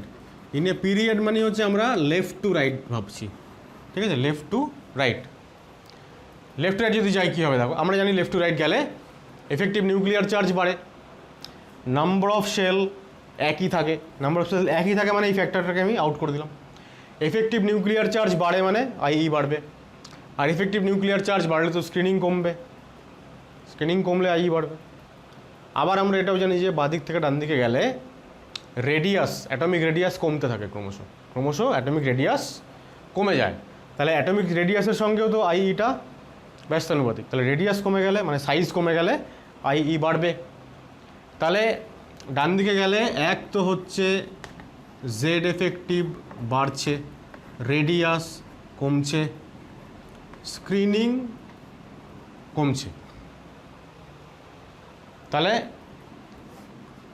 স্ক্রিনিং কমছে বলাটা ভুল, স্ক্রিনিংও বাড়ছে, কিন্তু স্ক্রিনিং বেড়ে যাওয়ার তুলনায় এফেক্টিভ নিউক্লিয়ার চার্জ বেড়ে যাওয়াটা অনেক প্রমিনেন্ট আর কি। তাহলে এই দুটো ফ্যাক্টর এখানে লিখেই দিই আমি, স্ক্রিনিংটাও বাড়ছে অ্যাকচুয়ালি। তাহলে এই প্রথম দুটো ফ্যাক্টর এরা হচ্ছে আইই ইনক্রিজ করতে চাইবে, এফেক্টিভ নিউক্লিয়ার চার্জ বাড়লে আই বাড়ে, রেডিয়াসের সঙ্গেও ব্যস্তানুপাতিক, তাহলে রেডিয়াস কমলে আই বাড়বে। কিন্তু স্ক্রিনিং চাইছে, স্ক্রিনিংও বাড়ছে তো স্ক্রিনিং বাড়লে আই কমবে আবার, তাহলে স্ক্রিনিং চাইছে আইই কমাতে, আর এই দুটো ফ্যাক্টর চাইছে আইই বাড়াতে। তাহলে দুটো ফ্যাক্টরের মিলিত যে প্রভাব সেটা অনেক বেশি হবে। তাহলে ফাইনালি আইই ভ্যালু কী হবে, আইই ভ্যালু ইনক্রিজ করবে। ঠিক আছে, ongoing from left to right. তাহলে লিখতে পারা যাবে নিশ্চয়ই। এটা আমি আর মানে কি বলবো, ল্যাঙ্গুয়েজ ফর্মে আর লেখাচ্ছি না, আমাদেরকে এটাই লিখতে হবে যে যদি আমরা একটা পিরিয়ড বরাবর যদি আমরা লেফট টু রাইট যাই, তাহলে এফেক্টিভ নিউক্লিয়ার চার্জ বাড়ে, রেডিয়াস কমে যায় এবং স্ক্রিনিং এফেক্ট বাড়ে। তাহলে প্রথম দুটো ফ্যাক্টর চাইছে আইই ইনক্রিজ করতে, পরের ফ্যাক্টরটা চাইছে আইই ডিক্রিজ করতে। এবার প্রথম দুটো ফ্যাক্টরের মিলিত যে প্রভাব, তার জন্য কি হবে, ওই থার্ড ফ্যাক্টরটা ডমিনেটেড হয়ে যাবে। প্রথম দুটো ফ্যাক্টরের যোগফল থার্ড ফ্যাক্টরকে ওভারকাম করবে এবং ফাইনালি আইই বাড়বে। তো এটা হয়ে গেল ইন আ পিরিয়ড। আর অ্যালং গ্রুপ যদি যাই, গ্রুপ বরাবর মানেই হচ্ছে ওপর থেকে নিচে নামছি, অ্যারোটা ওপর থেকে নিচের দিকে থাকবে। ওপর থেকে নিচের দিকে নামলে কী হবে দেখো, effective nuclear charge almost same থাকে, তাহলে এর কোনো ব্যাপার নেই। নাম্বার অফ শেল বাড়ে, সাইজ বাড়ে। নাম্বার অফ শেল যদি বাড়ে, ধরো আগে এরকম দুটো শেল ছিল, এখন 4খানা শেল হয়ে গেছে। তাহলে নাম্বার অফ শেল যদি বাড়ে, তাহলে ভেতরকার শেলগুলোর সংখ্যা বাড়ছে, মানে এখানে ইলেকট্রনও তো বাড়ছে। তো যত বেশি ইনার ইলেকট্রন তত বেশি তো স্ক্রিনিং এফেক্টও। তাহলে কী কী বাড়ছে ফাইনালি, ওপর থেকে যখন আমি নিচে নামছি, নাম্বার অফ শেল বাড়ছে, সাইজ বাড়ছে, স্ক্রিনিং বাড়ছে। তিনজনই চায় আইইকে কমাতে, তাহলে কী হবে, আই কমে যাবে। তাহলে আমরা লিখব যে আইই ডিক্রিজেস, ঠিক আছে, on going from top to bottom. আইই decreases, এটা মানে decreases from top to bottom. ঠিক আছে, কপি করো এটা। পরের ফ্যাক্টরটা হচ্ছে stable electronic configuration. Stable electronic configuration আমরা এর আগে অ্যাটমিক স্ট্রাকচার চ্যাপ্টারে পড়েছি যে যখন কোনো একটা সাবশেল হাফ ফিল্ড বা ফুল ফিল্ড হয় তখন সেটা এক্সট্রা কিছু স্টেবিলিটি পায়, যার একটা অন্যতম কারণ ছিল এক্সচেঞ্জ এনার্জি। আমরা ডিটেলড আলোচনা করেছিলাম এক্সচেঞ্জ এনার্জি কীভাবে কম হয় বেশি হয় এবং তার এফেক্ট কীভাবে স্টেবিলিটির ওপরে পড়ে। তো সেটা দেখে নিও একবার যদি মনে না থাকে। তো আমরা কি লিখব যে half filled and fully filled subshell বা অরবাইটাল বলে অনেকে, একই ব্যাপার। যেরকম ধরো যদি ইলেকট্রনিক কনফিগারেশন এরকম হয় P3, তাই না, পিতে আমরা জানি ম্যাক্সিমাম শর্ট ইলেকট্রন থাকে। তো P3 যদি হয় তাহলে সেটা হাফ ফিল্ড হয়ে গেল, আর P6 যদি হয় তাহলে সেটা হয়ে গেল ফুল ফিল্ড। তাহলে এই দুই অবস্থায় কোনো একটা এলিমেন্টের ইলেকট্রনিক কনফিগারেশন যদি এরকম থাকে তাহলে সে এক্সট্রা কিছু স্টেবিলিটি পায়, ঠিক আছে। এইবার কোনো সিস্টেম যদি স্টেবল থাকে তাহলে স্টেবল থাকা অবস্থায় সে কখনোই ইলেকট্রন ছাড়তেও চাইবে না, ইলেকট্রন পেতেও চাইবে না। সে যেরকম আছে সেই অবস্থাতেই সে সুখে আছে, শান্তিতে আছে, স্টেবল আছে। এবার তার আশেপাশের যে ইলেকট্রনিক কনফিগারেশনগুলো, মানে এটা যদি P3 হয় তাহলে P2 বা P4 এরা আবার স্টেবল নয়। পাশে যদি কাউকে খুব শান্তিতে থাকতে দেখা যায়, খুব স্টেবল কাউকে থাকতে দেখা যায়, তাহলে এমনিতেই আমাদের মনে হিংসা তৈরি হয়ে যায়। তো সেই একই লজিক এখানেও অ্যাপ্লিকেবল। P3-র পাশাপাশি যারা আছে P4, P2 এরা আবার খুব হাইলি আনস্টেবল। তারা চায় কেউ P3 হতে, P2 সে চায় একটা ইলেকট্রন নিয়ে P3 হব, P4 সে চায় একটা ইলেকট্রন ছেড়ে দিয়ে আমি P3 হব। মোটমাট আশেপাশের যে ইলেকট্রনিক কনফিগারেশনগুলো স্টেবল আছে সেই স্টেবল কনফিগারেশনের দিকে সবাই যেতে চায়। কেন যেতে চায়? কারণ ওই একটাই, যেটা আমরা বলছিলাম যে আমরা যা কিছুই পড়ি না কেন ফাইনালি আমরা ঘুরে ফিরে সেই একটাই লজিকে এসে দাঁড়াবো, সেটা হচ্ছে যে স্টেবিলিটি কোথায় পাওয়া যায়। যে কোনো সিস্টেম সবসময় স্টেবিলিটি চায়, স্টেবল থাকতে চায়। এইবার একই রকমভাবে আমরা বলতে পারি D5 কনফিগারেশন যদি হয়, ডিতে আমরা জানি 10খানা ইলেকট্রন ম্যাক্সিমাম থাকবে। তাহলে D5 যদি হয় 10টার জায়গায় 5টা, সুতরাং হাফ ফিল্ড। আর D10 যদি হয় তাহলেও এটা ফুলফিল্ড হয়ে গেল এবং স্টেবল হয়ে গেল। এই রকম যদি ইলেকট্রনিক কনফিগারেশন হয় তাহলে খুবই এরা স্টেবল হয়। এছাড়া তুমি বলতেই পারো যে S2 যদি হয় তাহলে সেটা ফুলফিল্ড, তাহলে সেটা অবশ্যই স্টেবল হবে। কার থেকে বেশি স্টেবল হবে? S1। দেখো এসে তো ইলেকট্রন দুটো থাকবে, একটা থাকলে হাফ ফিল্ড, দুটো থাকলে ফুলফিল্ড। ওর তো হাফ ফিল্ড আর ফুলফিল্ড হওয়া ছাড়া অন্য কোনো অপশান নেই। সুতরাং এই যে ব্যাপারটা স্টেবল ইলেকট্রনিক কনফিগারেশন যে গল্পটা, এইটা খুব বেশি করে অ্যাপ্লিকেবল হচ্ছে এই P এবং D বা F অরবিটালের ক্ষেত্রে। F-এ 14খানা ইলেকট্রন থাকতে পারে, তো 7খানা যদি থাকে পরপর আনপেয়ার্ড তাহলে সেটা হয়ে গেল স্টেবল কনফিগারেশন। এসের ক্ষেত্রে সবই স্টেবল, মানে S2 মানেও ফুলফিল্ড অরবিটাল আর S1 মানেও হাফ ফিল্ড অরবিটাল। সুতরাং খুব বেশি এইখানে এই লজিকটা এইখানে খুব বেশি অ্যাপ্লিকেবল নয়, তবু আমরা অ্যাপ্লাই করি মাঝে মাঝে, যেমন আমরা দেখবো এবার এক্সাম্পল। তাহলে এই অবস্থায় কি বললাম, এক্সট্রা স্টেবিলিটি সিস্টেম পাবে, এবং স্টেবিলিটি সিস্টেম যদি পায় তাহলে ইলেকট্রন ছাড়তে চাইবে না, ইলেকট্রন লস করে ক্যাটায়ন তৈরি করতে চাইবে না, ইনফ্যাক্ট ইলেকট্রন গেইন করে অ্যানায়ন তৈরি করতেও চাইবে না। এবং এইখানেই আমরা কিছু এক্সেপশনাল কেস দেখতে পাই আর কি, ঠিক আছে। খুব কমন যে কোয়েশ্চেনটা এখান থেকে আসে, ইনফ্যাক্ট আমরা বলতে পারি যে আয়োনাইজেশন এনার্জি এই পার্টিকুলার টপিকের দ্য মোস্ট ইম্পর্টেন্ট কোয়েশ্চেন, এবং সবথেকে বেশিবার যে কোনো পরীক্ষায় জিজ্ঞাসা করা হয়েছে এরকম কোয়েশ্চেন। সেটা হচ্ছে যে IE1 of nitrogen greater than oxygen. Similar question হচ্ছে IE1 of phosphorus greater than sulphur, ঠিক আছে। যদিও এই কোয়েশ্চেনটার একটা এক্সটেনশনও থাকে, এক্সটেন্ডেড পার্টটা আমি পরে আলোচনা করছি। সেটা হচ্ছে IE1 যদি নাইট্রোজেনের বেশি হয় তাহলে দেখা গেছে যে IE2টা অক্সিজেনের বেশি। সিমিলারলি এখানেও IE2টা সালফারের বেশি। আমরা আপাতত IE1টা নিয়ে আলোচনা করছি, ঠিক আছে। তো দেখো আমি এগুলো সব মুছে দিচ্ছি।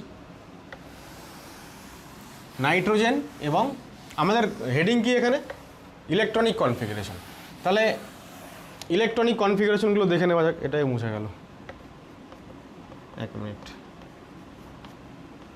ইলেকট্রনিক কনফিগারেশন দেখো, নাইট্রোজেনের তো 7, তাহলে 1s2 2s2 2p3, outer most শেলের আউটার মোস্ট অরবিটাল 2p, তার কনফিগারেশন এই যে p3। আর অক্সিজেন হচ্ছে 8, তাহলে 1s2 2s2 2p4, তাহলে কনফিগারেশন কি হবে 2p4 মানে 1 2 3 অ্যান্ড 4, তাহলে এটা p4 এটা p3। হাফ ফিল্ড স্টেবল, ও কি চাইবে, ও ইলেকট্রন ছাড়তে চাইবে না। কিন্তু p4 যার কনফিগারেশন আছে, সে যদি একটা ইলেকট্রন ছেড়ে দেয় তাহলে কি হবে, 4 থেকে 3 হয়ে যাবে না, 4 থেকে ও 3 হয়ে যাবে। একটা যদি ইলেকট্রন ও ছেড়ে দেয়, তাহলে এটা যদি অক্সিজেনের কনফিগারেশন হয় তাহলে এটা হবে ও প্লাসের কনফিগারেশন, তাই তো। তাহলে অক্সিজেন ও দেখছে যে যদি আমি একটা ইলেকট্রন কোনোভাবে ছেড়ে দিতে পারি তাহলে আমি খুব স্টেবল একটা জায়গায় চলে যাবো, স্টেবল কনফিগারেশন পেয়ে যাবো। সবাই স্টেবিলিটি চায়, সুতরাং অক্সিজেন খুব দ্রুত খুব তাড়াতাড়ি ও একটা ইলেকট্রন ছাড়বে। খুব তাড়াতাড়ি ইলেকট্রন ছাড়বে মানে খুব সহজে ইলেকট্রন ছাড়বে, মানে অক্সিজেনের আউটার মোস্ট শেল থেকে ইলেকট্রনটাকে বাইরে বের করা খুব সহজ হবে, অর্থাৎ কম শক্তি প্রয়োগ করেই আমি ইলেকট্রনটাকে বাইরে বের করতে পারবো। ন্যাচারালি আইই ভ্যালু অক্সিজেনের কী হবে, কম হবে, আর নাইট্রোজেনের বেশি হবে। তো এই হচ্ছে সেই কেসটা, IE1 নাইট্রোজেনের বেশি। এবার হঠাৎ করে এটা নিয়ে আমরা কেন আলোচনা করলাম এই কারণে, আমরা সেকেন্ড পিরিয়ড বা পিরিয়ডিক যে ভেরিয়েশনটা যেটা আমরা দেখলাম যে বাদিক থেকে ডান দিয়ে গেলে বাড়ছে আই ভ্যালু, উপর থেকে নিচে নামলে কমছে, সেইটা আমরা ডিটেলড এক্সপ্লেনেশনের পরে যাব, ফ্যাক্টরগুলো আলোচনা করার পরে। সেখানে আমরা দেখব যে জেনারেল ট্রেন্ড অনুসারে, সাধারণ নিয়ম অনুসারে এই যে নাইট্রোজেন এখানে বেশি হচ্ছে, আসলে বেশি হওয়া উচিত অক্সিজেনের, কিন্তু বেশি হচ্ছে নাইট্রোজেনের। কেন? একটাই কারণ, সেটা হচ্ছে ইলেকট্রনিক কনফিগারেশন। এর আগে যে কটা কারণ পড়লাম, effective nuclear charge, screening effect, অমুক তমুক, ওই সমস্ত কারণগুলো ধূলিসাৎ হয়ে গেল শুধুমাত্র এই একটা কারণে এসে, ঠিক আছে? সেই জন্যই এটা এক্সেপশনাল কেস। এবার একই জিনিস অ্যাপ্লিকেবল ফসফরাস আর সালফারের ক্ষেত্রে। এখানে যেমন নাইট্রোজেনের যেমন 2p3, তেমনি ফসফরাসের হচ্ছে 3p3, আর সালফারের হচ্ছে অক্সিজেনের যেমন 2p4, এর হচ্ছে 3p4। আমরা জানি যে পিরিয়ড টেবিলে নাইট্রোজেনের ঠিক নিচেই ফসফরাস থাকে এবং অক্সিজেনের ঠিক নিচেই সালফার থাকে। তাহলে এখানে যদি নাইট্রোজেনের বেশি হয় তাহলে এখানে অবভিয়াসলি ফসফরাসেরই বেশি হবে। কেন? কারণ ইলেকট্রনিক কনফিগারেশন সিমিলার, ফসফরাসেরও হাফ ফিল্ড, তাহলে একই এক্সপ্লেনেশন এখানেও অ্যাপ্লিকেবল। আমি পাশাপাশি এইটাও আলোচনা করে দিচ্ছি। এই কোয়েশ্চেনটা আবার এরকমভাবে আসে যে IE2 অফ মানে IE1টা নাইট্রোজেনের বেশি অক্সিজেনের কম, IE2তে উল্টো।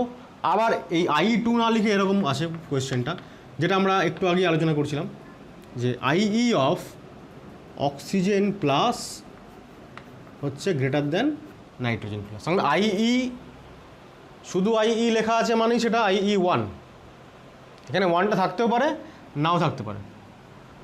তা যেটা IE1 অফ O প্লাস সেটাই তো IE2 অফ অক্সিজেন, আমরা এর আগেই আলোচনা করেছি। সুতরাং এইটা আর এইটা হচ্ছে সেম বক্তব্য, একই বক্তব্য। এবার এটা কী করে এক্সপ্লেন করবো দেখো, আবারও খুবই সোজা, এখান থেকেই চলে আসবে দেখো। এবার নাইট্রোজেনও ধরো একটা ইলেকট্রন, ওর পক্ষে ইলেকট্রন ছেড়ে দেওয়া খুবই কঠিন ব্যাপার, কারণ ও এমনিতেই স্টেবল। তবু ও যতটা স্টেবিলিটি ওর আছে তার থেকে বেশি পরিমাণে এনার্জি আমি সাপ্লাই করলাম, তাহলে তো ইলেকট্রন বাইরে বেরোবেই, ঠিক আছে? ও চাইছে স্টেবল থাকতে, যেহেতু ওর 3টে ইলেকট্রন আছে, ও স্টেবল আছে, কিন্তু ওর স্টেবিলিটিকেও নাড়িয়ে দিতে পারে এমন যদি কোনো হিউজ অ্যামাউন্টের এনার্জি আমি সাপ্লাই করে দিই, তাহলে তো ইলেকট্রন বাইরে বেরোনো ছাড়া উপায় নেই। তো ধরো সেরকম একটা কেস হয়েছে এবং একটা ইলেকট্রন চলে গেছে, দিয়ে ওর তাহলে পড়ে থাকবে হচ্ছে 2খানা electron, that is P2 configuration. আর আমরা বলতে পারি এটা যদি নাইট্রোজেন হয় তাহলে এটা নাইট্রোজেন প্লাস।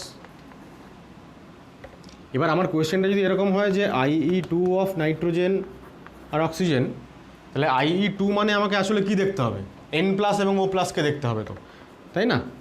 এটা মানেই হচ্ছে N প্লাসের O প্লাসের থেকে কম, কম তো হবেই, পরিষ্কার বোঝা যাচ্ছে। দেখো এখন O প্লাসটা হয়ে গেছে P3 মানে হাফ ফিল্ড মানে এবার ও হাইলি স্টেবল, এইবারে ও আর ইলেকট্রন ছাড়তে চাইবে না। এইবার যদি ওখান থেকে ইলেকট্রন বের করতে হয় আমাকে, তাহলে হিউজ অ্যামাউন্টের একটা এনার্জি সাপ্লাই করতে হবে। হোয়ারাজ এখানে এ প্রথমে ছিল স্টেবল, যখন স্টেবল ছিল তখন তুমি একটা ইলেকট্রন বের করে নিয়েছো প্রচুর শক্তি প্রয়োগ করে, প্রচুর গায়ের জোর খাটিয়ে ওকে দুর্বল করে দিয়েছো, এখন আর ওর কিছু এসে যায় না, এখন ইলেকট্রন নিয়ে যায় আরেকটা, কোনো ব্যাপার নেই। আগে যখন আমি দিতে চাইছিলাম না তখনই ইলেকট্রন একটা নিয়ে চলে গেছে লোকজন, তাহলে এখন তো আর ও বলছে এখন নিলে নে, না নিলে না নে, আমার কোনো ব্যাপার না। সুতরাং এই অবস্থা থেকে ইলেকট্রন বের করা সহজ তুলনামূলকভাবে, কারণ এটা একটা আংশিক পূর্ণ, তাই না, আংশিক পূর্ণ বা একটা পার্শিয়ালি ফিল্ড সাবশেল, না তো হাফ ফিল্ড না তো ফুল ফিল্ড। যেটা আমরা একটু আগে বলছিলাম যে P3-র আশেপাশে যারা থাকে P2 P4 এরা অতটা স্টেবল হয় না, এরা তাড়াতাড়ি ইলেকট্রন ছাড়তে চায়। P4 তো ইলেকট্রন ছাড়তে চাইবেই, কারণ ইলেকট্রন ছাড়লে ও স্টেবল হবে। আর এ ইলেকট্রন ছাড়তে চাইছে কেন? কারণ এর তো ইলেকট্রন ছাড়লেও P1 হয়ে যাবে, এখনও P2, দুটোই হচ্ছে আংশিক পূর্ণ মানে পার্শিয়ালি ফিল্ড। সুতরাং এক্সট্রা স্টেবিলিটির কোনো ব্যাপার এই অবস্থাতেও নেই, আরেকটা ইলেকট্রন ছেড়ে দিলেও নেই, সুতরাং কিছু যায় আসে না ওর, তাই ও ইলেকট্রন অ্যাজ ইউজুয়াল ইলেকট্রন ছেড়ে দিতে পারে। কিন্তু এইখান থেকে ইলেকট্রন বের করাটা মুশকিল, কারণ a highly stable half field configuration. সুতরাং আমি আশা করা যায় ব্যাপারটা বোঝাতে পারলাম যে ও প্লাসের কেন বেশি, কারণ এখন সেকেন্ড টাইম ও প্লাস হয়ে গেছে স্টেবল কনফিগারেশনের মালিক, আর এ এখন হয়ে গেছে তুলনামূলকভাবে আনস্টেবল কনফিগারেশনের মালিক। সুতরাং এই হচ্ছে এদের ভেরিয়েশন। আর একটা ফিফথ পয়েন্ট বাকি আছে, ফিফথই তো বললাম, সিক্সথ পয়েন্ট একটা বাকি আছে, সেটা হচ্ছে, সেটাকে আমরা বলি পেনিট্রেশন পাওয়ার অফ অরবিটালস। ঠিক আছে, পেনিট্রেশন পাওয়ারটাকে আমরা বাংলায় বলি ভেদন ক্ষমতা। পেনিট্রেট করা মানে কাউকে ভেদ করে প্রবেশ করে যাওয়ার, প্রবেশতাও বলে অনেক সময় বাংলাতে। এখন এটার মানে হচ্ছে এটাই যে অরবিটালগুলো বিভিন্ন SPDF একটা পার্টিকুলার শেলের মধ্যে যে অরবিটালগুলো আছে তাদের মধ্যে এস অরবিটালটা আমরা বলি যে এস অরবিটাল হচ্ছে most penetrating towards the nucleus, নিউক্লিয়াসের দিকেও প্রবেশ করে আছে, মানে অ্যাজ ইফ নিউক্লিয়াসকে ভেদ করেই চলে যাবে এরকম একটা ব্যাপার। তো এস অরবিটাল যেহেতু স্ফেরিক্যালি সিমেট্রিক্যাল এবং নিউক্লিয়াসের সব থেকে কাছে, তাই ওর পেনিট্রেশন পাওয়ার সব থেকে বেশি। ঠিক আছে, এখন সাপোজ এটা নিউক্লিয়াস, এবার চারটে অরবিটাল এরকমভাবে অ্যারেঞ্জড, এস অরবিটাল সবার কাছে, তারপরে পি, তারপরে ডি, তারপরে F.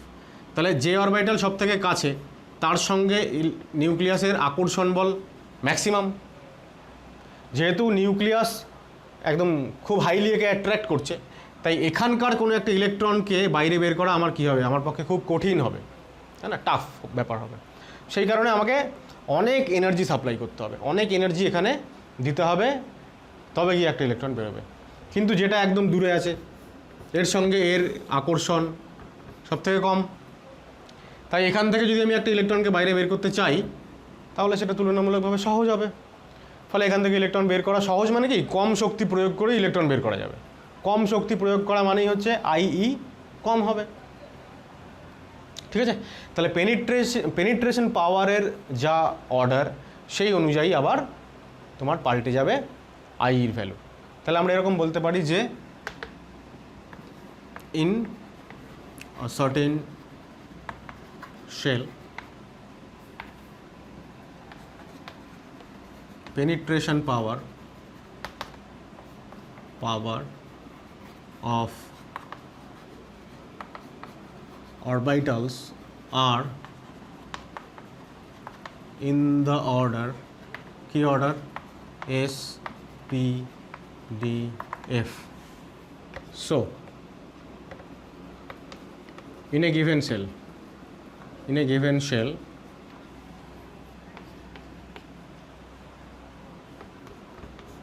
it is easier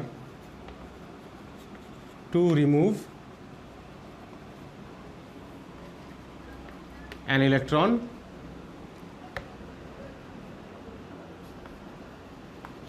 from, rather easiest লিখে দিই, from F orbital and most difficult বা toughest তো লেখা যেতে পারতো, most difficult for S orbital. ঠিক আছে, এই যে পার্টিকুলার পয়েন্টটা, এইটার উপরে বেস করে যে কোয়েশ্চেনটা হয় সেটা হচ্ছে, এটা কোয়েশ্চেনটা হচ্ছে IE1 of beryllium greater than boron. আর সিমিলার কোয়েশ্চেন হচ্ছে ম্যাগনেসিয়াম অ্যালুমিনিয়াম। ঠিক আছে, এবার এইটা কেন এই কম্প্যারিজনটা এলো, কারণ পিরিয়ডিক টেবিলে ম্যাগনেসিয়ামের ঠিক ডান দিকে থাকে অ্যালুমিনিয়াম আর বেরিলিয়ামের ঠিক ডান দিকে থাকে বোরন। এবার ডান দিকে যাচ্ছি মানে কি, লেফট টু রাইট যাচ্ছি, তাহলে IE ভ্যালু তো বাড়বে না। আমরা ওইটা লিখে নিই একটু পাশে, তাহলে সুবিধা হবে তোমাদের বুঝতে। এই যে আমরা ডান দিকে যাচ্ছি, ডান দিকে গেলে IE ভ্যালু ইনক্রিজ করে, আর আমরা যখন নিচে নামি তখন IE ভ্যালু ডিক্রিজ করে। তাহলে বেরিলিয়ামের ডান দিকে বোরন, তাহলে IE ভ্যালু বেশি হওয়ার কথা কিন্তু কম। আবারও ম্যাগনেসিয়ামের ডান দিকে অ্যালুমিনিয়াম, IE ভ্যালু বাড়বে মানে বেশি হওয়ার কথা কিন্তু অ্যালুমিনিয়ামের কম। এবার এইটার কারণ হচ্ছে এটাই, দেখো বেরিলিয়াম আমি একটা বলছি, তাহলেই একটা বলা মানেই দুটো বলা হয়ে যাবে। যখন এরকম এক্সেপশনাল কেস আসবে আমাদের ইলেকট্রনিক কনফিগারেশনটাকে লিখে নিতে হবে 1s2 2s2। বোর্ডের পরীক্ষাতে এগুলো খুব ইম্পর্টেন্ট, সবসময় পরীক্ষাতে আসে, তখন তো আমাদের এক্সপ্লেন করতে হবে, লিখতে হবে। সেই লেখার সময় সবার আগে ইলেকট্রনিক কনফিগারেশনগুলো এরমভাবে লিখে নিতে হবে, তাহলে এক্সপ্লেন করাটাও সুবিধাজনক হবে আর পরীক্ষায় ফুল মার্কসটাও পাওয়া যাবে। ঠিক আছে, এবার দেখো আউটার মোস্ট ইলেকট্রন কোথায় আছে, পি সাবশেলে। এখানে আউটার মোস্ট ইলেকট্রন কোথায় আছে, এসে আছে। তাহলে আমরা একটু আগেই দেখলাম যে penetrating power S greater than P, অর্থাৎ এসটা নিউক্লিয়াসের অনেক কাছে অবস্থান করছে। তাহলে এস থেকে ইলেকট্রন বের করা কী হবে, কঠিন হবে, টাফ হবে, মানে বেশি অ্যামাউন্টের এনার্জি সাপ্লাই করতে হবে যদি আমি এস থেকে ইলেকট্রন বের করি। আর পিটা যেহেতু পিটা দূরে, তাই পি থেকে ইলেকট্রন বের করা তুলনামূলক সহজ। তাহলে কম এনার্জি লাগবে মানে IE কম হবে, তাই জন্য IE কম। তো এটা তো একটা ফ্যাক্টর, পেনিট্রেটিং পাওয়ার। আমরা এখানে ওই ইলেকট্রনিক কনফিগারেশনের যে গল্পটা আগে দিলাম সেটাও আমরা এখানে দিতে পারি। কীরকম, আমরা বলতে পারি যে এখানে 2s2, তো এস অরবিটাল ফুলফিল্ড যখন, তখনও একটা ইলেকট্রন ছাড়তে চাইবে না। কিন্তু এখানে কি হচ্ছে, এখানে আউটার মোস্ট শেলে এটা 2s, এটা 2p, 2s-এ দুখানা, 2p-তে একখানা। তাহলে আউটার মোস্ট ইলেকট্রন যেহেতু পিতে আছে, যদি এই ইলেকট্রনটা ছেড়ে দেয় তাহলে ওর কনফিগারেশন কী হয়ে যাবে, 2s2 হয়ে যাবে। 2s2 মানে এবার ফুলফিল্ড কনফিগারেশন, সুতরাং মোর স্টেবল কনফিগারেশন। তাহলে বোরন চাইবে যে খুব দ্রুত একটা ইলেকট্রন লস করতে, খুব দ্রুত একটা ইলেকট্রন লস করলে ও মোর স্টেবল S2 কনফিগারেশন পেয়ে যাবে।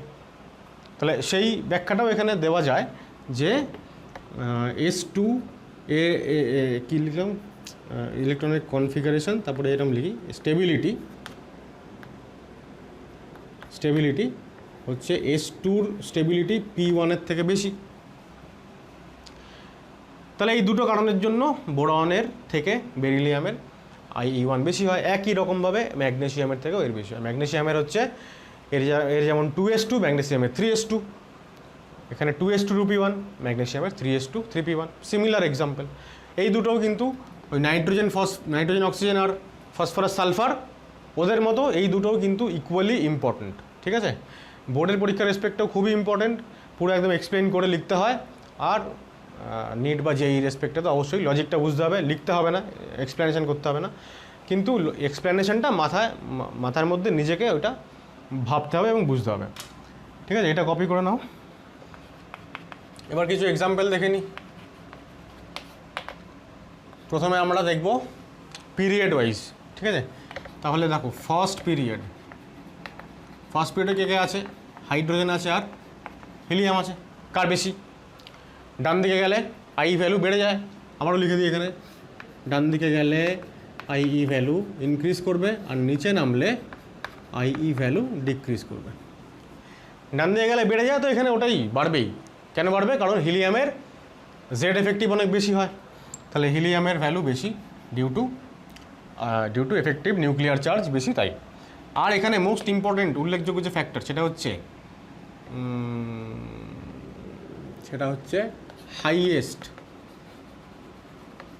Highest value of আইই in periodic table. Periodic টেবিলে কার আইই মানে IE1 কার সব থেকে বেশি, সেটা হচ্ছে হিলিয়াম। ঠিক আছে, হিলিয়ামের তো বেশি হবেই, কারণ একটা গ্রুপ বরাবর যদি আমি ডান দিকে যাই তাহলে ভ্যালু বাড়বে ম্যাক্সিমাম। আর হিলিয়াম তো প্রথম হচ্ছে নোবেল গ্যাস, তার নিচে বাকি নোবেল গ্যাসগুলো আছে, আর নিচে নেমে আসলে তো আই ভ্যালু কমেই যাবে, সুতরাং হিলিয়ামেরই সব থেকে বেশি। তো হিলিয়াম হচ্ছে হাইয়েস্ট ভ্যালু ওর আছে। আচ্ছা, এটা যখন বললাম তাহলে লোয়েস্ট ভ্যালুটাও বলে দিই একসঙ্গে। Lowest value of আইই in periodic table,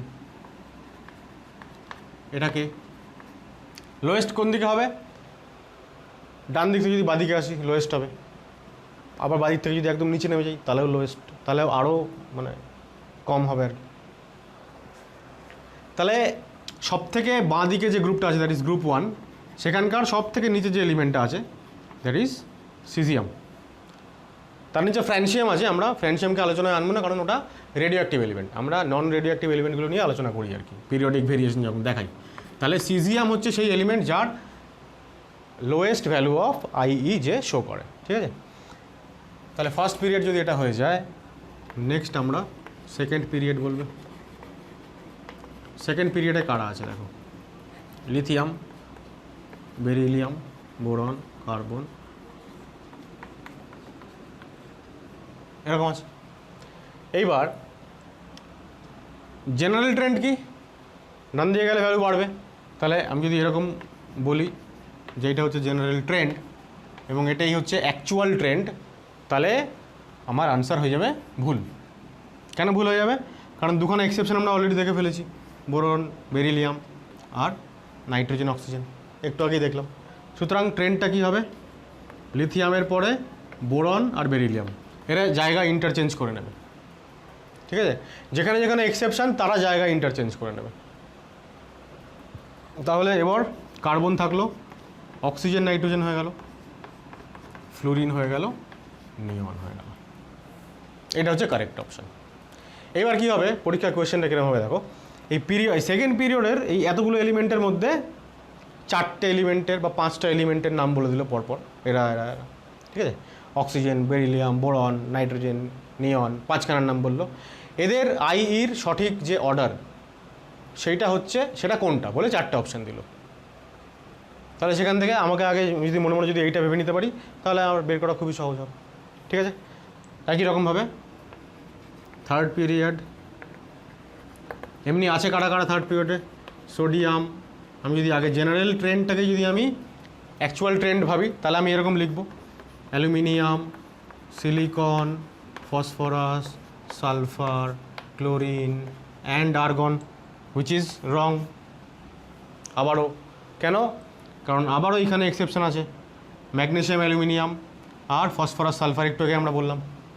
তাহলে আবারও এখানে ট্রেন্ডটা, ঠিক আছে, এখানেও লিখে দিই অ্যাকচুয়াল ট্রেন্ড, আর এখানেও লিখে দিই অ্যাকচুয়াল ট্রেন্ড। অ্যাকচুয়াল ট্রেন্ড কী হবে, সোডিয়ামের পরে হয়ে যাবে অ্যালুমিনিয়াম এবং তারপরে magnesium, silicon, sulphur, phosphorus, chlorine and argon.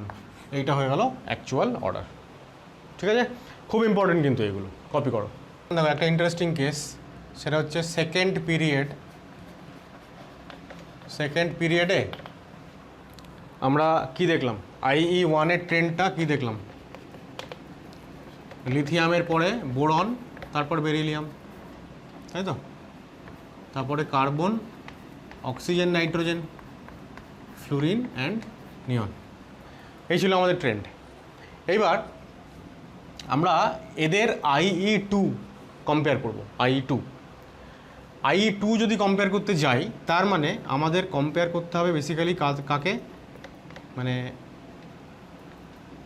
IE1 মানে IE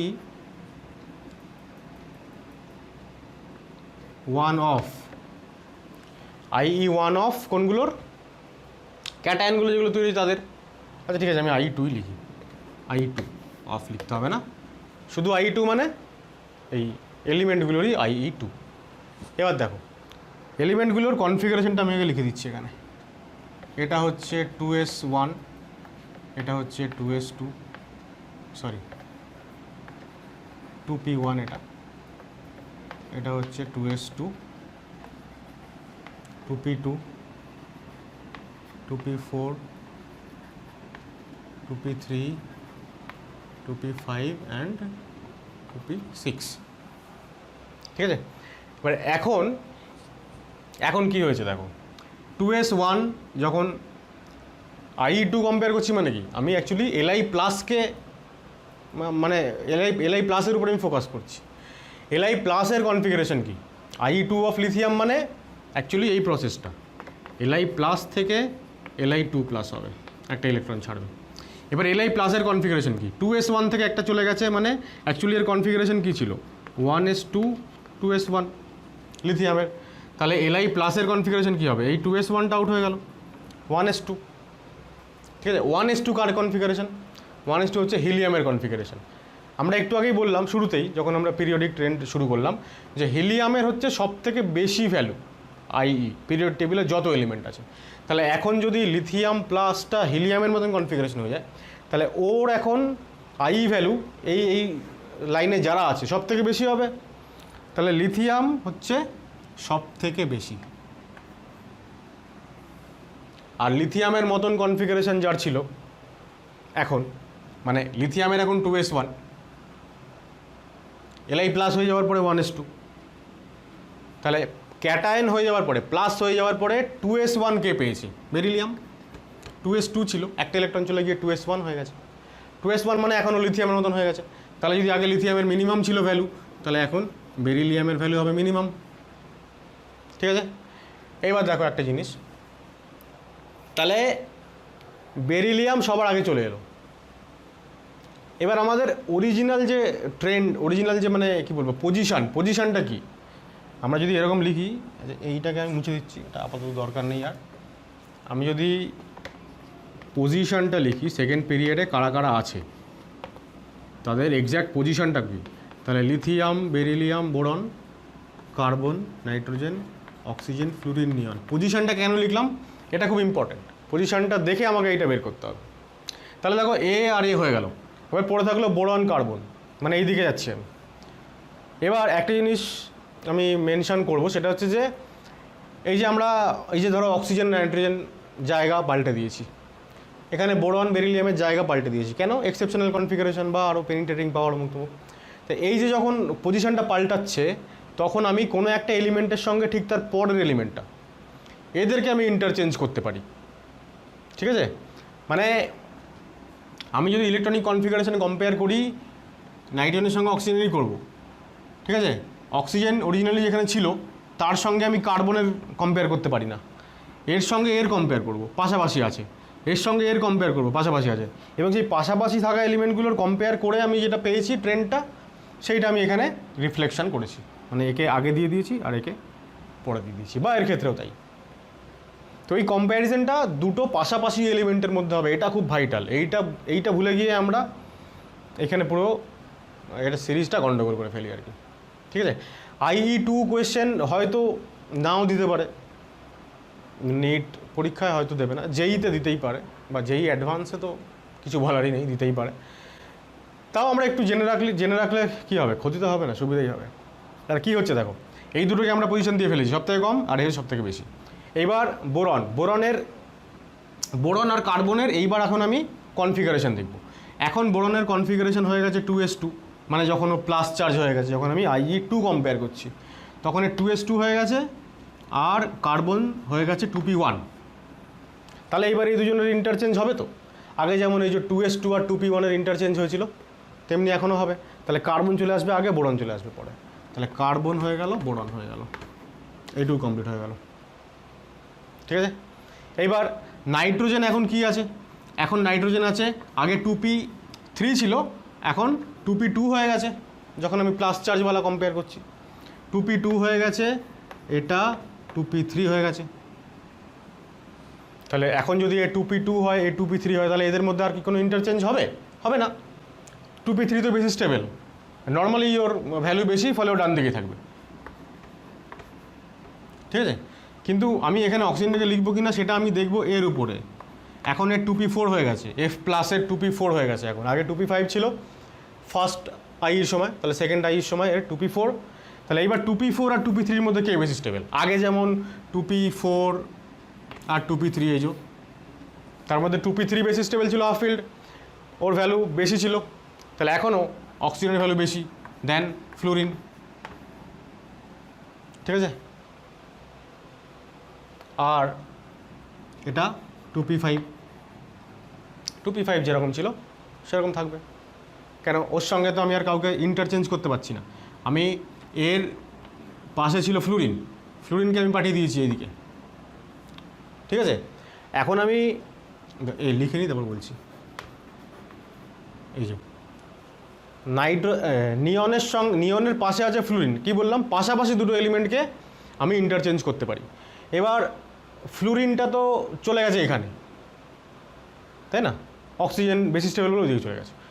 এখন আমি অক্সিজেনের সঙ্গে এটাকে আর কম্পেয়ার মানে করতে পারি যে অক্সিজেন 2p3 তাহলে হাফ ফিল্ড বেশি স্টেবল, তাহলে অক্সিজেন এবার নিয়নকেও ছাড়িয়ে চলে যাবে, সেইটা হবে না। সেটা হবে না কেন? কারণ অরিজিনালি ওদের পজিশান পাশাপাশি নয়, অরিজিনালি ওরা যে যার পজিশানে আছে সেখান থেকে একজনের সঙ্গে এদিক ওদিক করা সম্ভব। সুতরাং এই হচ্ছে IE2-র সঠিক ট্রেন্ড। এইটা মনে রাখো মানে এটা কিভাবে মনে রাখবে তার নিয়মটা বললাম। এইভাবে তোমরা কী করবে, বাড়িতে থার্ড পিরিয়ডের জন্য এরকম IE1 আর IE2-র সিকোয়েন্স বানাবে, ঠিক আছে। তাহলে আগে তো আমি এটাকে মুছি, এইটাকে মুছে তোমরা এখানে লিখে নাও যে হোমওয়ার্ক থাকবে কি? হোমওয়ার্ক থাকবে থার্ড পিরিয়ডের জন্য IE1-এর একটা ট্রেন্ড আর IE2-এর একটা ট্রেন্ড, ঠিক এটার মতন, ঠিক আছে। আর নিয়মটা লিখিয়ে দিই, নিয়মটা যেটা বললাম। তাহলে আমরা লিখবো যে while comparing IE values of elements in a period, we can only interchange two consecutive মানে পরপর বা পাশাপাশি যারা আছে, two consecutive elements by considering their electronic configuration, ঠিক আছে। এই নিয়মটার উপর বেস করে আমরা ওই IE2 যখন দেখছিলাম সেটা করলাম। এবার এই পার্টিকুলার নিয়মটার উপরে বেস করে আর একটা এক্সাম্পল আজকে দেখে নেব, আজকে টাইম আর খুব বেশি নেই। আমরা IE-টা মানে আয়োনাইজেশন এনার্জিটা নেক্সট ক্লাসে এরপর কন্টিনিউ করব। তো দেখো আমরা কম্পেয়ার করছি এবার গ্রুপ ওয়াইজ। আচ্ছা না, গ্রুপ ওয়াইজটা পরেই হবে, আমরা পিরিয়ড ওয়াইজই আমরা থার্ড পিরিয়ডে একটুখানি বলে দিচ্ছি। থার্ড পিরিয়ডে এন্টায়ার পিরিয়ডটা তোমরা হোমওয়ার্কে করবে। আমি এখানে তিনটে এলিমেন্ট নিয়ে আলোচনা করছি, সোডিয়াম, ম্যাগনেসিয়াম আর অ্যালুমিনিয়াম, ঠিক আছে। সোডিয়ামের কনফিগারেশন বলো, 3s1 3s2 আর এর 3s2 3p1।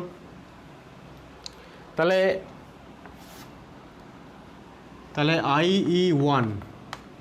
IE1 কি হবে? সোডিয়াম সব থেকে কম হবে, 3s1। খুব সহজেও চাইবে একটা ইলেকট্রন ছেড়ে দিলে পরে হয়ে যাবে 2p6, মানে একদম স্টেবল কনফিগারেশন নোবেল গ্যাসের মতন। তাহলে খুব তাড়াতাড়ি ও একটা ইলেকট্রন ছাড়বে, মানে খুব কম এনার্জি সাপ্লাই করেই ওর ইলেকট্রনটাকে বাইরে বের করা যাবে, মানে IE লোয়েস্ট। আর এদের মধ্যে তো ইন্টারচেঞ্জ হয়, আমরা দেখেইছি এর আগেও, তাই না? অ্যালুমিনিয়াম ম্যাগনেসিয়ামের হয় কেন? একই রিজন, যেমন বেরিলিয়াম আর বোরনের জন্য, ঠিক আছে। IE2 কী করে কম্পেয়ার করবো দেখো। IE2 মানে এখন আমাকে কনসিডার করতে হবে কনফিগারেশন কি? 2p6 এর কনফিগারেশন 3s1 আর এর কনফিগারেশন 3s2, এইভাবে কম্পেয়ার করতে হবে। তাহলে এখন সব থেকে বেশি স্টেবল 2p6, হ্যাঁ না, ইনার্ট গ্যাস কনফিগারেশন, তাহলে সোডিয়াম এখন সব থেকে বেশি, ঠিক আছে। এই দুজনের মধ্যে 3s1 আর 3s2, 3s1 যদি একটা ইলেকট্রন ছেড়ে দেয়, 3s1 যদি একটা ইলেকট্রন ছেড়ে দেয় তাহলে ও 2p6 হয়ে যাবে। তাহলে এ এখন চাইবে খুব তাড়াতাড়ি একটা ইলেকট্রন ছেড়ে দিতে, অর্থাৎ খুব সহজেই কম এনার্জি দিয়েই এর ইলেকট্রনটাকে বাইরে বের করা যাবে। সুতরাং এর আই মিনিমাম, ঠিক আছে, মিনিমাম। এবং অ্যালুমিনিয়াম আগের বারও সেকেন্ড পজিশানে ছিল, এখনও তাই আছে। IE3 যখন আমি কম্পেয়ার করব তখন কি করব, তখন কনফিগারেশন এর 2p5 হয়ে গেছে এখন অলরেডি, মানে এটা হচ্ছে সোডিয়ামের কনফিগারেশন, এটা হচ্ছে Na+ এর কনফিগারেশন যখন আমরা IE2 কম্পেয়ার করেছি, আর মানে Na+ আর এখানে Na সাপোজ 2+ এর কনফিগারেশন হচ্ছে এটা যখন আমরা IE3 কম্পেয়ার করছি। এটা এখন হয়ে গেছে 2p6, এটা এখন হয়ে গেছে 3s1, ঠিক আছে। আবার তুমি হিসাব করো, 2p5, 2p6, 3s1 সব থেকে বেশি মানে স্টেবল কার? ম্যাগনেসিয়াম, অবশ্যই ইনার্ট গ্যাস কনফিগারেশন, ও চাইবেই না ইলেকট্রন ছাড়তে, সুতরাং ওর IE এখন ম্যাক্সিমাম। তাহলে ম্যাগনেসিয়াম হচ্ছে ম্যাক্সিমাম, ঠিক আছে। 2p5, 3s1, 3s1 যদি একটা ইলেকট্রন ছেড়ে দেয়, 3s1 যদি একটা ইলেকট্রন ছেড়ে দেয় তাহলে 2p6 হয়ে যাবে, 2p6 হয়ে যাবে মানে স্টেবল হয়ে যাবে। তাহলে ও খুব তাড়াতাড়ি ইলেকট্রন ছাড়তে চাইবে, মানে সহজে ইলেকট্রনটাকে বের করা যাবে কম এনার্জি দিয়েই, অর্থাৎ ওর IE মিনিমাম, মানে এর সঙ্গে কম্পেয়ার করলে। তাহলে মিনিমাম যদি বলি তাহলে অ্যালুমিনিয়ামকে এখানে লিখতে হবে আর সোডিয়ামকে এখানে লিখতে হবে, ঠিক আছে। কিন্তু এইটা করা যাবে না। কেন করা যাবে না? ওই যে নিয়ম, পরপর দুখানা এলিমেন্টের আমরা এক্সচেঞ্জ করতে পারি। সোডিয়াম আর অ্যালুমিনিয়াম তো এইখানে আছে, মাঝখানে একজন আছে, তো আমরা সবসময় ইন্টারচেঞ্জ করব এই পাশাপাশি দুজনকে। দেখো প্রথমটাতেও পাশাপাশি দুজনকে ইন্টারচেঞ্জ করেছি, এই দুজনকে, পরেরটাতে ইন্টারচেঞ্জ করেছি কাকে কাকে?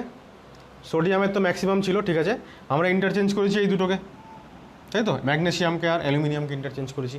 কিন্তু এখন আমার ইন্টারচেঞ্জের গল্পটা চলে আসছে অ্যালুমিনিয়াম আর সোডিয়ামের মধ্যে। ওদের মধ্যে যখন কম্প্যারিজন হবে তখন ওইভাবে আমি ইন্টারচেঞ্জ করতে পারবো না, তখন নর্মাল যা উপায় সেইখানে যাব, নর্মাল ট্রেন্ডে যাব। নর্মাল ট্রেন্ড মানে কি? সোডিয়াম, মানে যত আমি ডান দিকে যাচ্ছি অ্যালং পিরিয়ড তত কী হয়, ভ্যালু বাড়তে থাকে, তাহলে সোডিয়ামের থেকে অ্যালুমিনিয়ামের বেশি হবে, ঠিক আছে। তাহলে সোডিয়ামের থেকে অ্যালুমিনিয়ামের বেশি হবে, মানে IE1 এবং IE3টা সেম হবে, বোঝা গেল? যদি কনফিউশন লাগে আমি আরেকবার বলে দিচ্ছি। প্রথমটায় আমরা ম্যাগনেসিয়াম আর অ্যালুমিনিয়ামকে ইন্টারচেঞ্জ করেছি পাশাপাশি দুজনকে। তারপরেরটায় যখন আমরা সেকেন্ড IE দেখছি তখন আমরা দেখছি যে আগে তো এই তিনজনের মধ্যে কে সবথেকে হাইয়েস্ট বা লোয়েস্ট ওইটাকে বুঝে নিই, যে এই দুজনের মধ্যে অবশ্যই দেখো সোডিয়াম সব থেকে বেশি এর ভ্যালু হবে, তো সোডিয়াম সব থেকে বেশি হয়ে গেছে, ঠিক আছে। তারপরে এই দুজনের মধ্যে 3s1 stable, I mean less stable, ও মোর স্টেবল হতে চায়, তাই ওর ভ্যালু মিনিমাম, তাই ম্যাগনেসিয়াম মিনিমাম হয়ে গেছে। আর পরেরটায় আবারও 2p6, ওর সব থেকে বেশি হয়ে গেছে, ও মাঝখানের জন্য সব থেকে বেশি হয়ে গেছে। আর তারপরে এই দুজনের মধ্যে কম্প্যারিজন হচ্ছে যখন, তখন এই দুজনের মধ্যে অ্যাপারেন্টলি এর হচ্ছে সব থেকে লেস স্টেবল, এ 2p6 হতে চায়, মানে ভ্যালু মিনিমাম হওয়া উচিত, কিন্তু মিনিমাম করে আমি একে মাঝখানে দিতে পারছি না। কেন? কারণ এদের পজিশনটা পরস্পরের মানে কনজিকিউটিভ নয়, পাশাপাশি নয়, সেই কারণে। তাহলে দেখো আয়োনাইজেশন এনার্জি আমাদের আজকে কমপ্লিট হলো না। আমরা ডি ব্লকের যে এলিমেন্টসগুলো আছে তাদের IE কম্পেয়ার করব পরের ক্লাসে, তারপরে আমরা কিছু কোয়েশ্চেন আনসার আলোচনা করব, এবং মোস্ট ইম্পর্টেন্টলি আয়োনাইজেশন এনার্জির অ্যাপ্লিকেশান, বেশ কিছু অ্যাপ্লিকেশানস আছে যেগুলো খুব ইম্পর্টেন্ট পরীক্ষার রেসপেক্টে আমাদের, তো সেই সব নিয়ে আমাদের পরবর্তী ক্লাসে আমরা উপস্থিত হব। আজকের মতো ভিডিওটা এইটুকুই। যাওয়ার আগে আবারও বলি, যারা এখনও পর্যন্ত আমার চ্যানেলটা সাবস্ক্রাইব করোনি তোমরা প্লিজ চ্যানেলটা সাবস্ক্রাইব করো এবং পরবর্তী ভিডিওগুলো খুব ভালো করে দেখতে থাকো। আজকে এইটুকুই, টাটা।